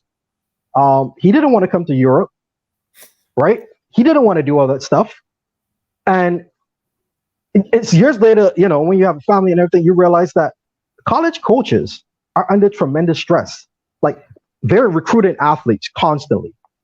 They're dealing with young people issues. We, in college, we got all kinds of issues, academic, athletic, personal issues that pop up. Coaches sacrifice a lot for their athletes. They sacrifice relationships with family members, all kinds of things they miss. And my coach, basically, what he wanted to do was to relax during the summers. But that's when I'm a professional. And I didn't get it, right? I didn't get that he was going to be there, but not in the way that I actually wanted him. And so that couple of months was tough. And then one of my good friends, who's like a big brother to me, Kareem Street Thompson, who competed for Cayman Islands, he invited me in 1998 to come and train in Austin with Coach Dan Pfaff. And Dan Pfaff, one of the top sports scientists, he was Donovan Bailey's coach when he won the Olympic Games, and he's coached several world Olympic champions. And I learned a lot about the professionalism from being around Dan and being around the training group, which also then included Donovan. Bruni Sarin would come in from time to time. And just that environment, the Austin crew that we had of a lot of Caribbean people there, they were ones that helped me feel a sense of community. Because apart from Andrea Blackett, our great 400-meter hurdle runner, it was just she and I out there on the circuit. I know Jamaicans are used to having other runners out there and other athletes out there, but it was just the two of us out there blazing the trail as professionals. And so to also have training mates and then to have a coach like Dan who would write systems, and there was always something to do to keep my mind occupied. And I think one of the biggest transitions that a lot of athletes don't realize is just what I said. Your college coach generally will not care for you as much when you become a professional because they get paid most of their money from the success of their college athletes. And you as an athlete, you recruit the next generation. So it's on you, if you're going to be in a college system, to get as much as you can in terms of learning about the sport, fine-tuning what you do for things in your career, academically, using your school's brands, networking with people, right? Because everyone's not going to have a professional career and everyone's not going to reach certain heights. But you have to realize that within this narrow window of your life, you have a great opportunity, and seize that. You have to take ownership of your life and your career in college and realize that sometimes the trainers don't get it right. And sometimes other people don't get it right. But you have to consistently be setting yourself up for the next level of your life, whether that involves sports or life after sports. And I think people fall down because they get so used to other people being there that when it comes time for them to make those tough decisions, how do you analyze a good coach? Do you actually understand your races? A lot of people race, right? And they get into shape because they've run a lot of races, because they have a season where there are a ton of races. So in college, you can easily run 20 races, including relays and stuff. You know, as Greg, as a professional athlete, it's more of targeted races. Some races you can get in if you're like a really, really good athlete. And other races, guess what? You might be waitlisted, which means you have to wait to see how you performed at one meet or how someone else performed before you get the opportunity. You have to be much more flexible. You have to take on the responsibility of like agent, understanding, taxes, or get an accountant, understanding legal things with contracts, understanding what reductions in your contracts mean if you're unable to perform. That's a lot. And so to me, I advise athletes to start that maturation, that adulting process from as early as possible. Well, without a doubt, based on the things that you're saying, in 1998, you did make the coaching change because I guess you realized that what you needed, you would not get from where you were. Right. So you decided to go train with Dan Pfaff. On the Dan Pfaff, you end up running a personal record 9:87 in Johannesburg, South Africa. Tell us, in terms of the difference between training at one point, but now in the camp with Dan Pfaff, that enabled you to run the way you did, 9:87 and other personal records. What would you say were the differences in terms of you becoming a professional now? Right. So my coach Blackie, he would say the biomechanics or the mechanics of human locomotion. So for me, I grew up focused on technique. I always focused on technique. In college, Coach Kitchen's strong point was not technique. It was more of the getting you strong. His philosophy was, once you're strong, you will run fast. And that works for rounds, right? When you have multiple races. And so really what would happen was in college, I would do my hard training in the fall and whatever. I'd come home to Barbados for Christmas. I would do no college workouts. I would only do the workouts that my coach Blackie gave me, which was a lot of the fine tuning, the biomechanics. I would come back, I would already be strong. And all I'm doing now is using that strength and becoming more efficient. In 1998, when I came to Dan, I was only there for 10 days. So that year, back then, they used to cycle on and off between the primary events. We were under the Golden League system. It's now the Diamond League. but one year it will be 100 meters. The next year will be 200 meters. So that year in 1998 was the 100, and I was known as a 200-meter runner. So we actually ran out of races for the 200. So I had to learn by force how to run the 100 meters. And when Kareem Street Thompson invited me, I remember we ran a race in Nice, and I ran like 10:30. I'd run a windy 10:0 earlier at Prefontaine, and a windy, like I ran 2017. So I had like 200 okay, but I didn't really know how to run them. And so when I got with Dan, what we did during that 10 days was he just took me back to basics, just biomechanics. So I had all that 400-meter work and all that stuff already in my system. I just needed the refinement. And so I worked with Dan for 10 days, and ironic, I got a call. They used to have the Commonwealth Games, not the Commonwealth Games, the Goodwill Games. And I got a call from my agent saying, hey, there's a lane at the 200 meters. You can come in, they're going to let you run. And I thought, that's a good offer, but I need to actually learn how to run something that's going to pay my bills this year. So I said, no, I'll skip that. I need to run the 100.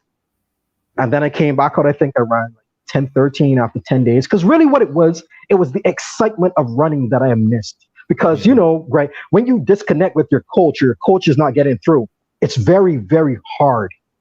Because that coach relationship, I've always had very, very close relationships with my coaches. When that's gone, as confident as I am, it takes away. It takes away. And athletes need someone to say, ABC. I know it's ABC, right? Yeah.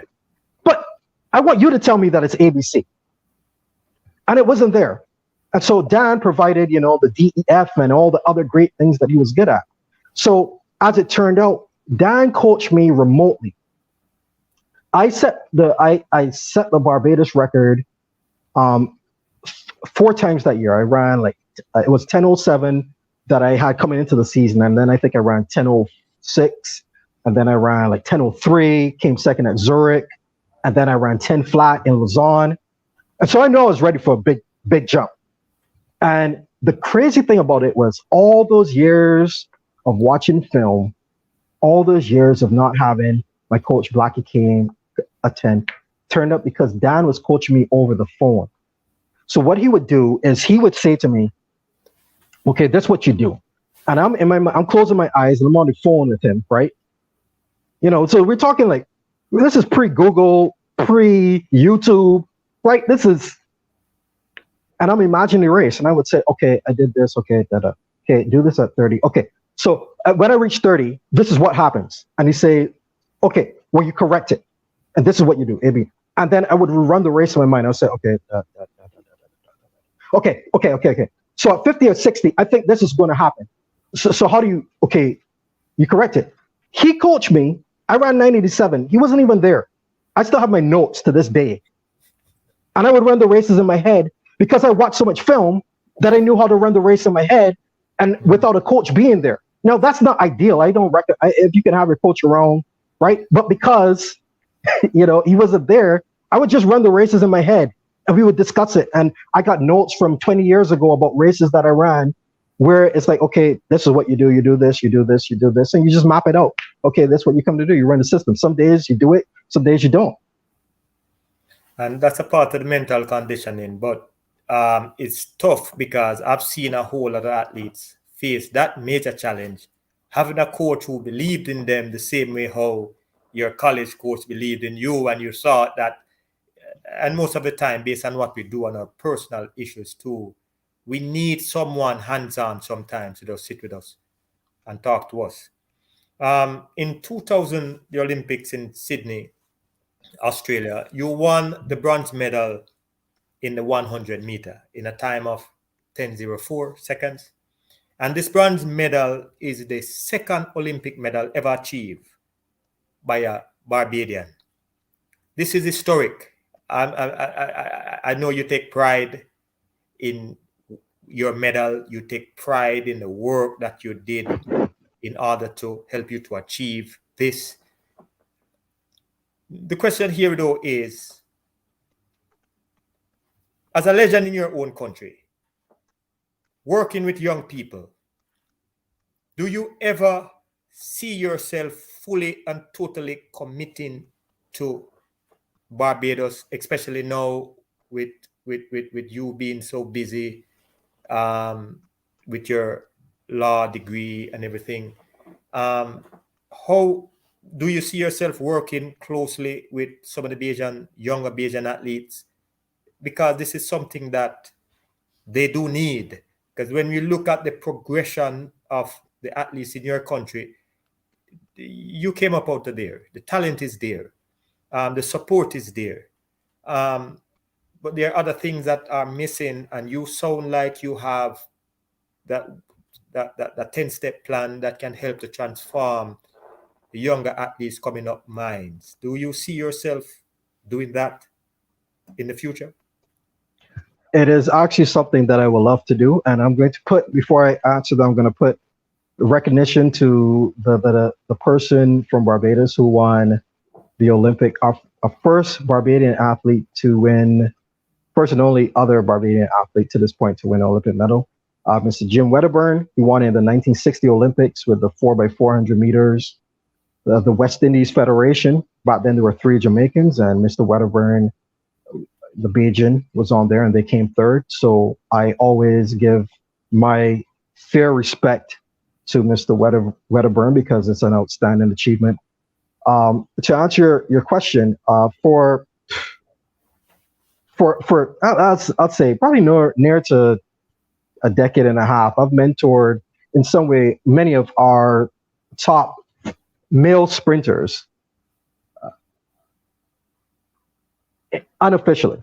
I have offered to help people on a more official level. I've presented proposals to various leading sports entities and government officials. But I have not been able to receive traction, so I just keep mentoring on the side the athletes, and I think I'm really proud of them, of what they do. And I do this in athletics and in some other sports. People might be surprised that some of the people that I mentor from other sports. But it's a passion of mine. And one thing that I ask for them typically is that they also mentor someone else, because the younger generation, they don't know me as well, but the ones who are currently competing, they're known by the athletes who are younger than them. Mm-hmm. And to take that role and responsibility of the legacy of what we're trying to do. What we're really trying to do here is through sports to raise the spirits, raise the aspirations of our people. And that's it. You know, I'm running a guy running a pair of tights or short pants on a rubber surface. But it means a lot to people because it represents the excellence that we have. And I think, especially for young people, who sports is typically a young person's game, to make life so that the dreams that they have the best chance to fulfill those dreams. Mm-hmm. So that we have more people who are excited about using what God has given them to the best of their abilities. So it saddens me, the response. I've kind of gotten used to it. It's happened so much in so many different ways. You know, it is very humbling when it happens because I actually think I can do things to help people, but I do it in the way that I do it. And hopefully the athletes have a feeling about me. You know, I've taught to athletes when they're in tears, when they don't know different things. We talk about all aspects of life beyond just sports, you know, because at the end of the day, you know, Greg, Dr. Greg, we're human beings. And for me, that's the most important thing. Is just like, I have been given a gift of running, and that's part of my humanity, but that's not the totality of my humanity. Other people have different gifts and other people have different aspirations. So to me, it's about specifically if we can do it through sports, but you know, however I can be there to assist. But it's I see talent. I you know, one of my good friends growing up, Victor Houston, who was he became an NCAA champion. We used to room together at Curifta and talk about how many medals we're going to win. You know, extremely talented. Other athletes that I grew up seeing and compete against. I have no doubt that if I reached this level, those guys would have, whether they surpassed me or not, they would have been in the realm of being very, very good. And so it actually affects me. It bothers me that I look at a medal and we don't have more. Sorry about that. I'm at my parents' house. It's raining. But it bothers me. And it's unfortunate because I don't think it bothers the officials nearly as much. And a lot of them, it has nothing to do with them as people, whether they're good people to their families, but there's a lot of selfishness and pettiness, a lot of not doing it for the betterment of the country. And that's the thing about it, right? Sometimes you have to sacrifice your own aspirations for the good of something bigger. Sometimes people need to, this is really my philosophy. I'm telling you my philosophy of life, right? We have a physical and an intellectual prime, right? So I became even smarter as an athlete, but my body was not able to do the things. So for me now, I give back from that knowledge that I have to others, but I wasn't able to utilize it a lot of times because I was injured, right? In the physical prime, it's only a small window. Just so too, like as an administrator, I'm a believer in term limits, generally speaking, because you need freshness and you need to equip the next generation. You can't just hoard to yourself. There's life and there's death. And in between that, you hopefully reach your arc. And as you're descending, you help pull someone else up to their arc. And hopefully that's higher than you. So even when I competed, I looked at it as I am a Caribbean athlete. I'm a Bajan, right? So I'm representing Barbados. But in the grand history of the Caribbean, which includes Jamaica, Trinidad, Bahamas, Cuba, and our shared history of people who come over from Africa, right, that have found and made their way and fought and struggled, right? This is what I'm doing. I'm raising up the spirit of my peoples through what I do. And then guess what? I got this baton from the people who came before. I run my leg of the race. Hopefully I've inspired and passed the baton on to the next group of people. And that's life. It is frustrating because I have been there on numerous occasions. And I've heard. The reason why I have this platform now, because I want to contribute in any way I can, and I want to shed light on your stories and other stories. This is not a platform for Jamaicans, it's a platform for the world. Africa, American, Central America, it doesn't matter. Because one thing you will see when we do the interview, that we all have a lot more in common than we think. So continue to fight. We will get the message across. And for those athletes from Barbados, they have your information, they have my information. They can always reach out if they are serious about achieving their highest potential. I know it's getting late, but nonetheless, I have some important question I want to ask. One of them, based on my own experiences, injuries. You talk about it, about the limited time that you have. I personally think you could have achieved a lot more if you were healthy. But I want you to explain how injuries, especially in 2002 and onwards, how it affects your career, whether in a financial way, your mind. How did it affect you moving forward? And what are some of the things athletes can do to minimize the wear and tear and the stress on their bodies so they can have more longevity as they get older? Right.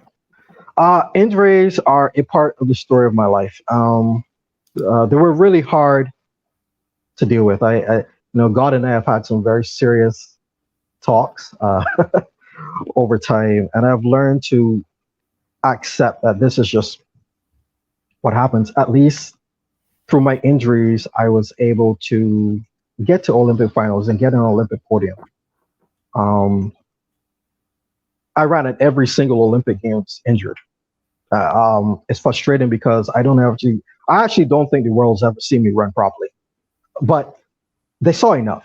And my teammates and those who ran against me, they saw things, and I have learned to be happy about that because we all have different paths. So to give you a perspective, between 1996 and 2000, in the 200, so 200 was always bread and butter, you know.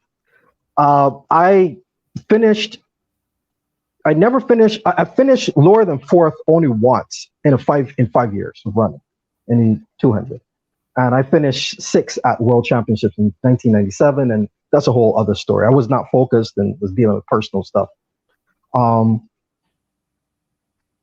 And then from Sydney, which is September 2000, all the way to 2005, I never ran an outdoor 200. I was that injured. I was basically Humpty Dumpty. It reached a stage where by 2000, and so what had occurred was the same growing issue.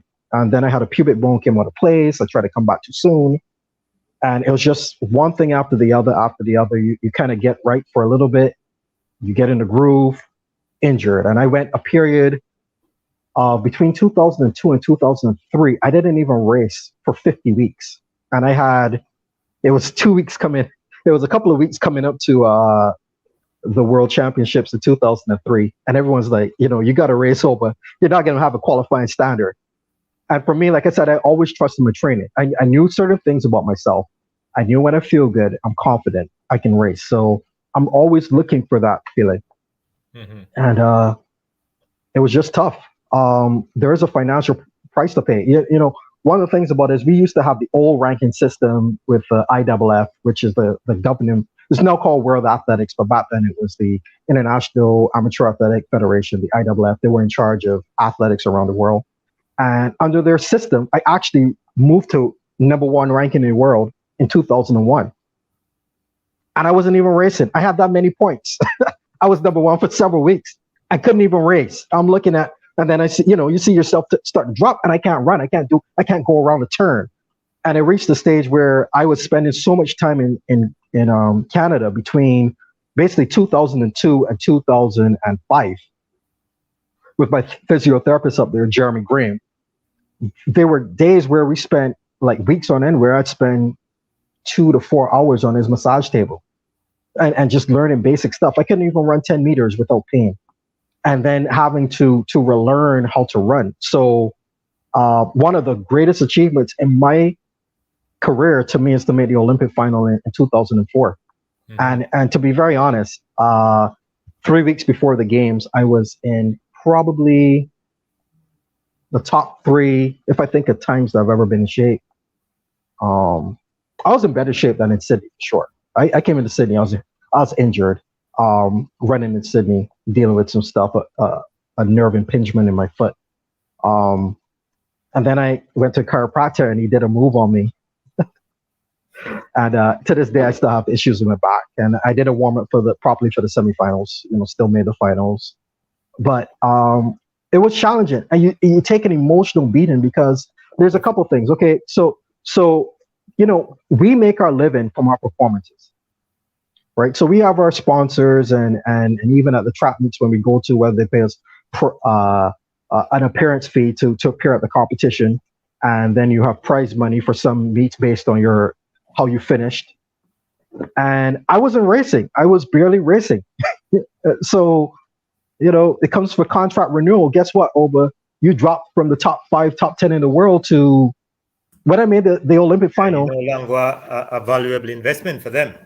You're right. I'm ranked number 30 in the world. I think when I ran the Olympic finals in Athens in 2004, everyone else in the final was ranked number 1 through 7. They're in the top 10. And I was the only person outside of the top 10 in the world to make the finals. So, and then the emotional part of you're lining up and people who wouldn't beat you can now beat you. It's just like very frustrating. And then, and then on top of that, you stop trusting your body. So for me, I started entering races instead of me looking to impose my will and execute to I'm defensive running. Okay, you got to do this, this, and this just so you don't get hurt. So no longer is the mission go to win.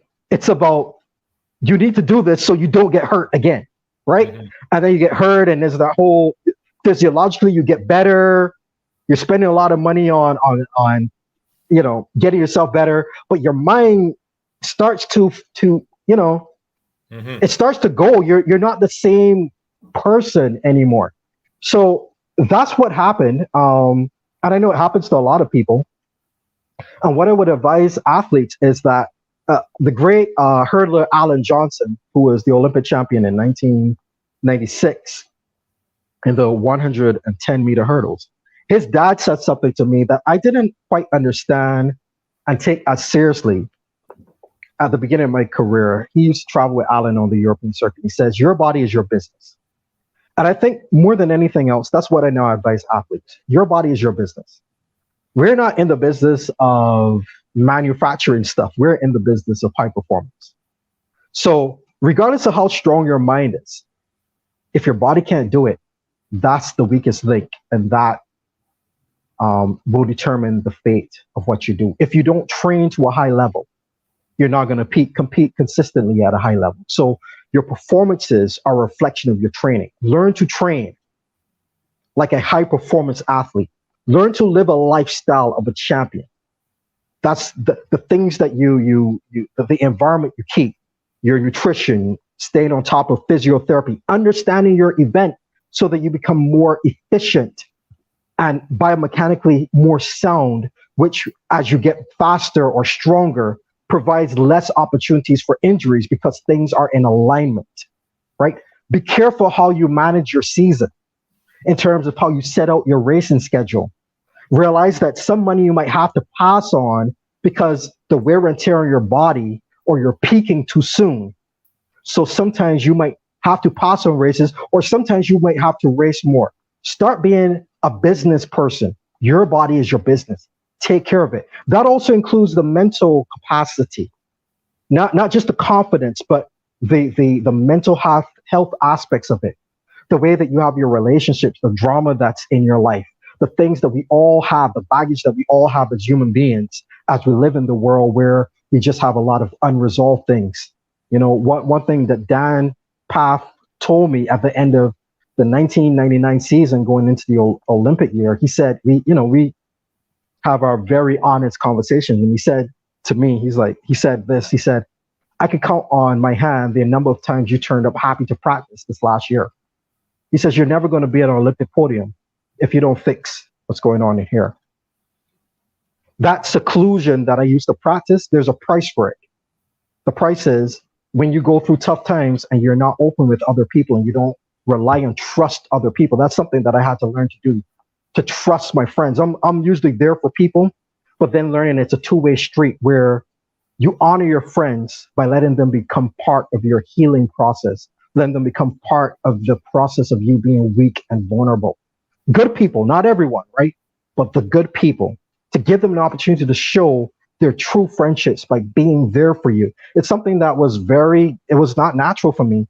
And it's something I used to hold a lot of stuff in, and that eats you because there's only so much, the scripture verse, the principle of the iron sharpening iron. Basically, your life is not to be lived in just solitude. Yes, there are important moments for you to get away and stop the traffic, but then we are communal social beings, right? The thing is to find yourself in the right society, even if it means reaching out to others and forming that bond and having them pour into your spirit, especially when you're down, because it's a hard task to live life by yourself. It's just too difficult. I appreciate you sharing that, because we as athletes at that high level, we usually figure it out when we are by ourselves. And sometimes money is not the issue. We have enough money to get by, but is that companionship that you're talking about, the trust that is not there. And as humans, we seek that. And at the end of the day, so I can relate, and I hope that some of the younger people are listening to what you're saying, because if you learn this lesson now, it will save you a whole lot of heartache later on down the road. Looking back at your career, what would you say is your most regret and why? And the second thing I want to ask you is, what would you say is the most important lesson you have learned along the way? Those are two interesting questions. I think one of the biggest regrets, at least career-wise, is I was too single-minded and strong-headed about certain things. For example, the not lifting or I raced very sparingly. You know, the pursuit of perfection sometimes, right? You have to be really careful because it can cause you not to venture out when you need to venture out because it's not perfect. And the truth about it is that life is not linear and it's not perfect. It will never be perfect. And even if you hit a little phase where things are going really well, that's the exception to the rule. Life is often far more messy, far more complicated and dynamic, and you just have to live. So for me, it would have been, my dad wrote me a letter in 1995. I still have that letter. He gave me the blueprint of what I need to do: nutrition, sleep, weights, focus on my start. He spelled it out to me. At 19 years old and 20 years old, I didn't appreciate the depth of his knowledge to me. I regret, not like in terms of I'm moping around. I regret having too high of an opinion of my own thoughts in that respect at that stage of my life, because that would have changed everything. I would have started to integrate habits that would have lasted way further and maybe would have helped me not be injured as much and to be able to enjoy an even higher level of fulfilling my potential. Mm-hmm. Lesson that I've learned is I don't think there's one lesson, but I would say life is real. You have to live it. I tell people often God has not given us the ability to go into the past. So the question is, what are you going to do now? Good question. Right? So my coach Blackie, and you hear me refer to these people because they anchored things into my heart and etched themselves on my being. And who I am is a product. I'm a product of people. I'm myself, but I'm also a product. And he would always tell me with races, he's like, you run a race and then it's like a piece of paper and you learn, you look at it, whether you won, you didn't, whatever, right? You learn from it. And then you ball it up and you throw it in a trash can. Why? Because you can never run that race again. It'll never be the same. But you learn from it and you take that forward with you. Mm-hmm. And I think more than anything else is to understand that, like, we're human beings. We have a lot of subconscious stuff. I always tell people, you get a chance to do some therapy, if you can afford, because the mind is the most awesome and complex thing that we have. The same thing that can imagine the incredible can also become a really dark place, can make you feel hopeless, mm-hmm. right? And you got to care for your mind. You really have to care for your mind, right? And another big lesson that I learned, refer back to the scripture verse, was like, love your neighbor as yourself. Mm-hmm. The first thing is you got to love yourself. You have to, not in like big head, but you have to love yourself, the gift of life that God gave you. It's never going to be perfect, right? There's always going to be something else, right? Mm-hmm. But love yourself and make decisions out of love for yourself. And it starts to flow. Selfishness, we're talking about. Right. Exactly. And the care of self, and from that. And so that impacts your relationships, because now you start wanting to be around better and more healthy people, right? That affects the things that you eat, the things that you do, right? Your thought patterns, the things that you allow into your system, the words that come out of your mouth, right? The things that you allow to ruminate in your mind, right? Because it's based on that love of self and that care of self. And I think those are some things, I think, that it's taken me a while. That whole love yourself, it's because I'm a very hard critic of myself. at times. But learning that, one of the things I remember in 2004 being on a plane and they were showing Carl Lewis, and I always looked at Carl Lewis and modeled some of my technique and stuff after Carl. And I remember being on the plane and they were doing documentary on Carl Lewis, and it occurred to me, Oba, the summation of your life isn't whether you win an Olympic gold medal. You've had your life. That's awesome. Appreciate that. And every day I get up, this is why I take life serious, Oba. Yeah. A lot of people don't know you because you're quiet for the most part and you don't share your thoughts. So a lot of people may have some misconception about who Oba is. What would you like others to know about you that they don't already know? I think I've shared some of it, and hopefully you've seen. I keep telling myself I'm gonna come and be on social media and things like that, and I try for a while, and every year it's like, okay, Oba join, tweet something, please. My friends tell me tweet anything over, or Facebook. I don't have Instagram, and I know people are doing TikTok and all that, and I'll try because I feel like if I have things to give to the world,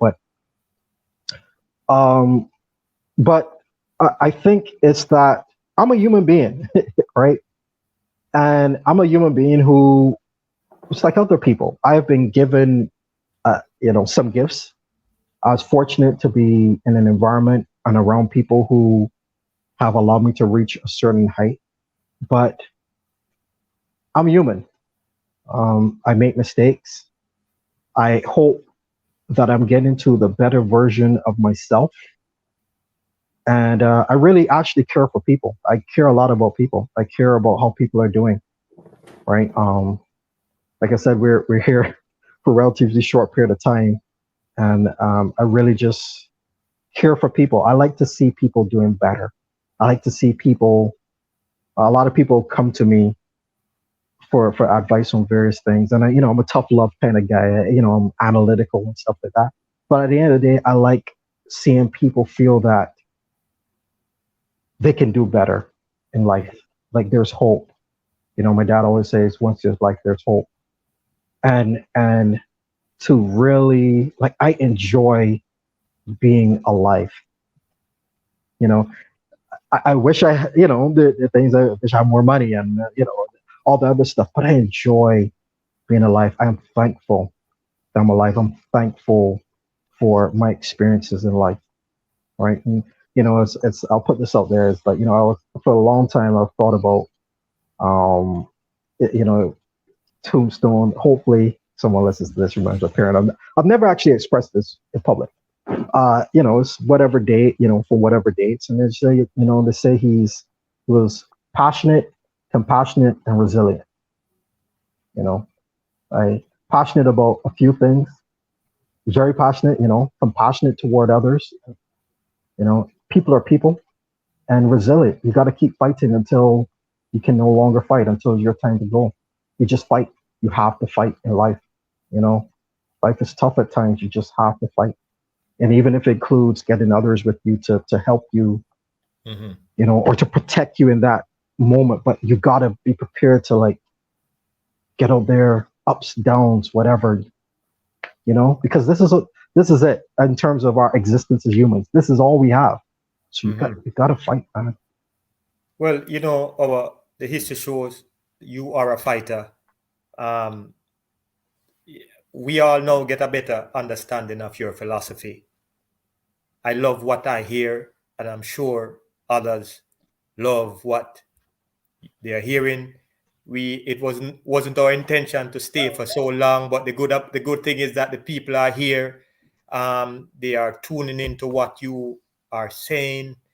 And as I said, the good thing with the social media platform that they can come back anytime they want and they can hear it. I want to talk a little bit about your book because I got the opportunity to read it. I love it. I went through the chapters. I think that this is a book that every NCAA athlete should have a copy, whether it is in the hard cover or it is in the audio form. It's well done. The title of the book is The Secret of a Champion Student Athlete, and it says Reality Check, the second edition. I want to quickly talk to you about some of the things in the book because I want people to understand the importance of the philosophy that is shared within the book. You touch on some vital things that I think everyone should know. Creating a winning lifestyle. I want you to just give us your view on what that means, because as you say, you look back at times you cannot change even some of the errors in your thoughts and decision and actions, but you can look towards the future. Creating a winning lifestyle, could you give us a quick synopsis of how that will enable somebody or help someone to achieve greatness?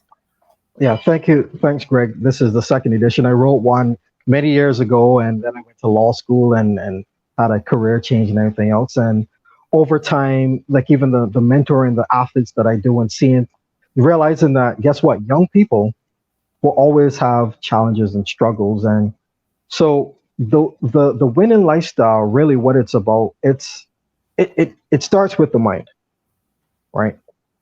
It starts with the things, your thought life, and then hopefully having some structure to your thought life about things that are positive, things that are useful, and then creating systems in your life to make your thought life a reality, so you can maximize more of the internal potential, whether you're an athlete. So even though the book is for student athletes, a lot of these are just life principles because that's what it is. The successful people in whatever they do, they're really aligning themselves to a universal principle. I think there's certain universal principles that God has set in place, in terms of like seed time harvest and, the things that you sacrifice, the mentorship, the concepts of, learning from those who came before, honoring those who came before, all those things. So the winning lifestyle has to do with the totality of your being directed continually towards things that give you a higher likelihood of better outcomes. Another thing I want to talk to you about too is about following the wrong crowd, because you spoke about the older guy who mentored that younger guy and took him down a path that led to destruction. You also talked about you hanging out with the wrong group and you made a few phone calls, and those who were supposed to be looking out for you end up leaving you to experience that reprimand, so to speak. But in terms of following the wrong crowd and the results that you get, could you talk to your audience as to why it is important to get this concept into their being sooner than later? Right. Now, let me clarify. A lot of my teammates and stuff, they were good people, but I was 17 years old, and sometimes what happens, right, is that this whole peer pressure and people are doing things, and then there's this group phenomenon, right, where sometimes the individual in a group, like each individual may know better, but when they talk about when riots happen or when people have a certain apathy towards stopping bad things, is because sometimes a group dynamic then emerges, which is larger than the individuals, right? For better or for worse. So just like how I talked before about the iron and sharpen iron, and me learning how to run by being around people whose aims were to do good things and become the best, in the NCAA and to win championships, right? Which we were able to do really well. The same applies. It's like the universal principles. Whatever you feed grows, is what I say, right? So if you feed your mind the negativity and the junk consistently, that's what you become fat at. A few cheeks me eating my snacks at night. Same too with friends. You might not notice it, but I talk in the book about this thing called the drift effect, where what happens oftentimes is that very infrequently do you move from here to there, just on off.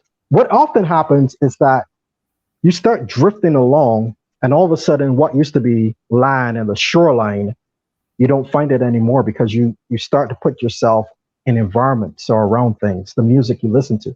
So you know where this really came out in my mind? In the morning before I went to this show my age, before I used to go to my classes, there was a show, Jerry Springer, right? Messy Jerry Springer. And I would sometimes turn, waking up or whatever, I turn on Jerry Springer and it's just trash, They're seeing a paternity test. Oh, you're the father, or you're all cheating, and right? And you know what? It's entertaining. But after a while, you know what I realized?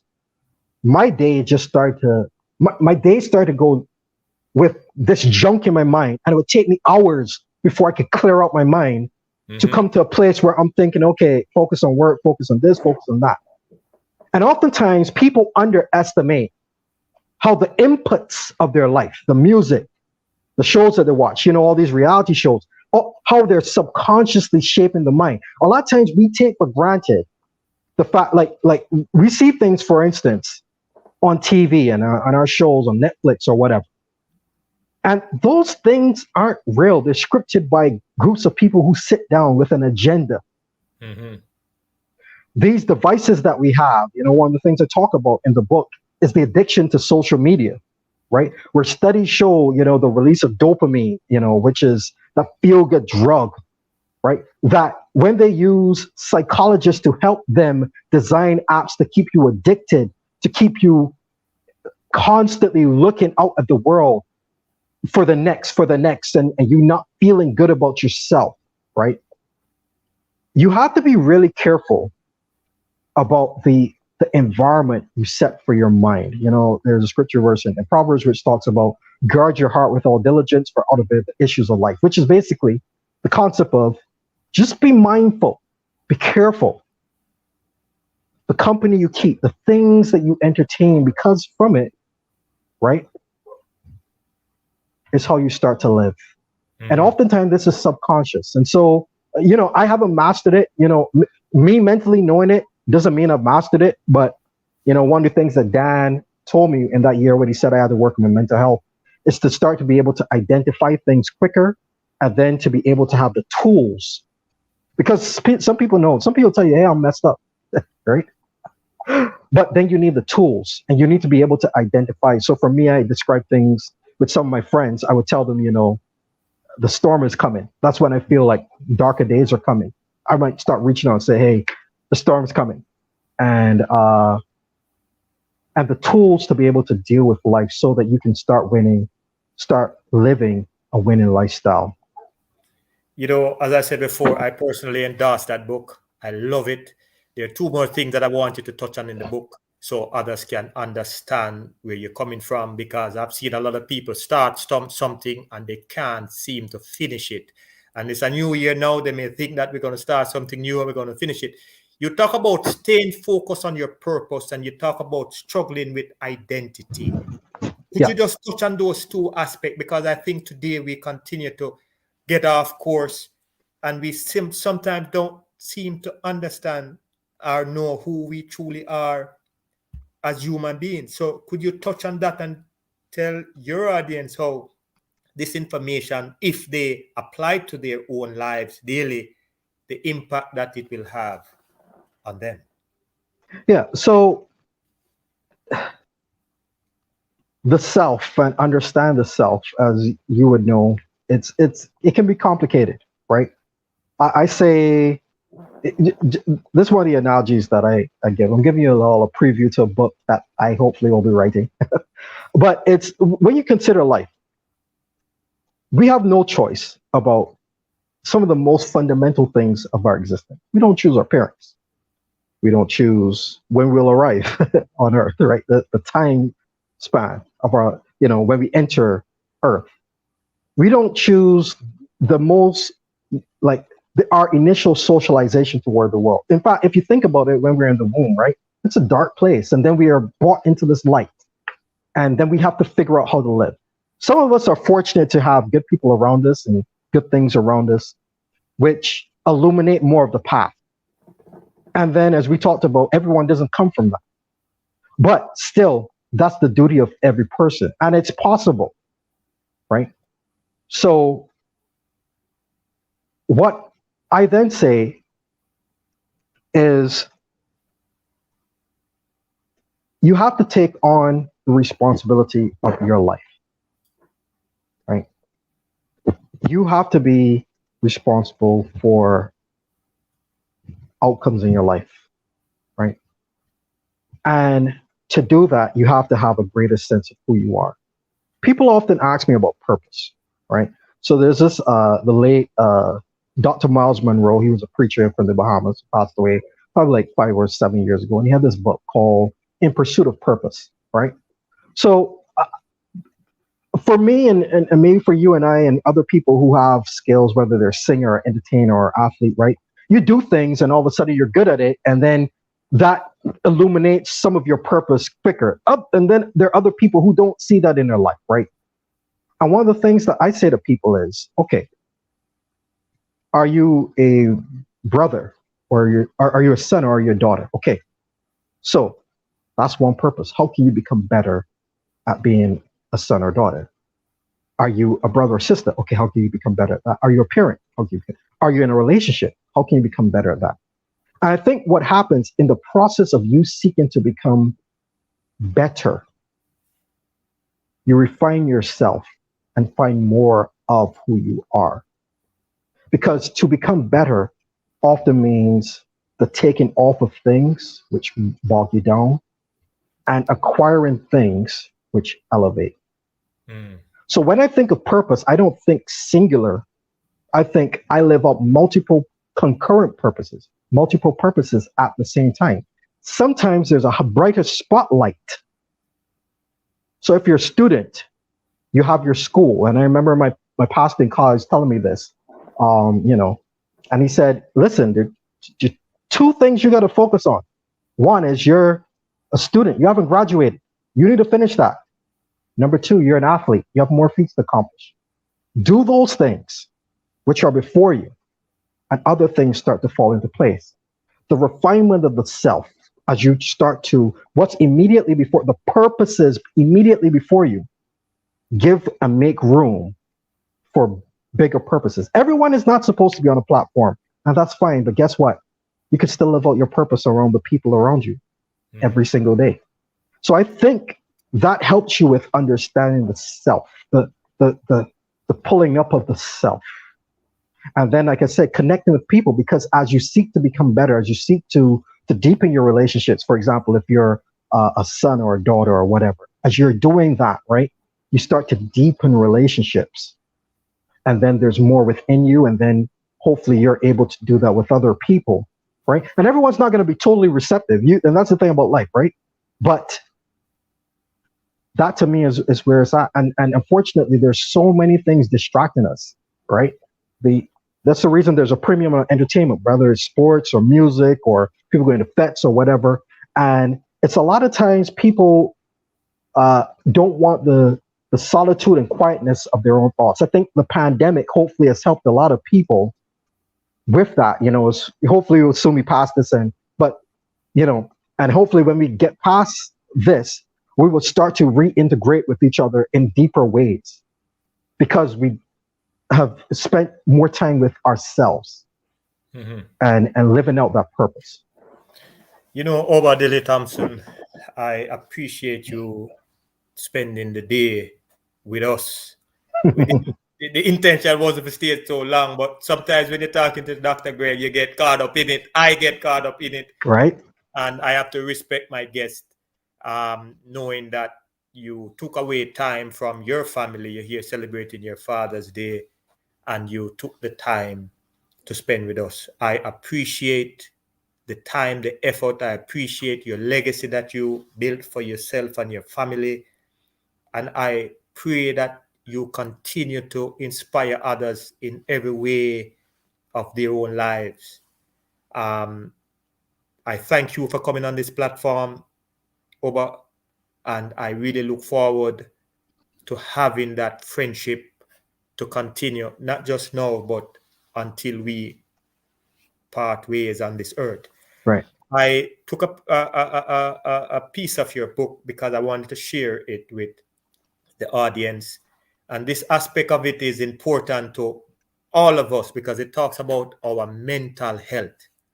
I'm gonna play it, and then after I play it, then I'm gonna get you out of here because it's been over 2.5 hours now. I really appreciate it, but I just want to take the time to say thank you very much, Obadele Thompson, for spending the Sunday evening with us. And thank you very much. More. Yep. So we're gonna close now. For those who are watching, if you have not subscribed, please go ahead and do so. Definitely subscribe. Message.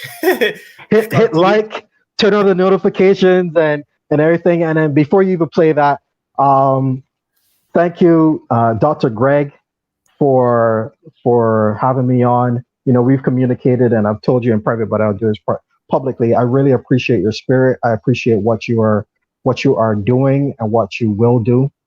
We need more of it. These conversations are important, and with your unique background, the achievements, and you being able to transfer this into something that now people can consume and hopefully be enriched in their own lives is a tremendous thing. So, like I said, please everyone subscribe. I'm subscribed. Let's get his numbers up, and all the best to you as well. You know, I told you before, if you need anything, I'm here.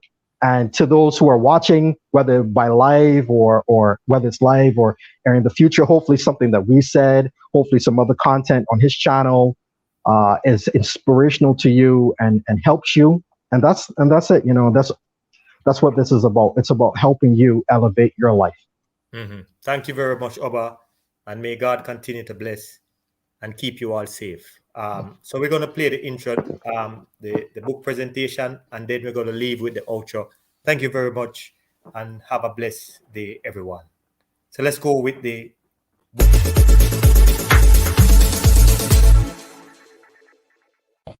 When you don't manage stress properly, it can cause serious problems. Chronic stress causes your brain to release stress hormones, such as cortisol, which impair your memory and emotional balance. Chronic stress also impairs your brain's ability to function correctly and think clearly. It may also cause depression and anxiety. If not properly managed, stress can compound, wear you down, jeopardize your well-being, and stop you from performing at your best. Ideally, it's best to stop stress from building up in any area by simplifying your life. Of course, this is easier said than done. You can't avoid all stress, but you can learn to manage and reduce it. Useful stress busters. 1. Pay regular attention to your stress levels. Common responses to stress include sadness, despair, frustration, irritation, anger, reduced motivation, isolation, appetite changes, and sleep disturbance. 2. Learn to identify and monitor your stress triggers. Are there specific times, circumstances, or people that usually raise your stress? 3. When possible, limit your exposure to stress triggers. 4. Know your limits and don't regularly take on more than you can handle. 5. Manage your time better. Properly categorize and prioritize tasks and activities, and commit to doing them correctly and on time the first time. 6. Always do the right thing and make choices best for you in the long run. 7. Get help from the right people at the right time, preferably before you're too overwhelmed or your back is against the wall. Reality check. Controlling and lowering your stress raises your chances of doing well because you'll have more focus and energy to do what you need to do. Take care of your mental health.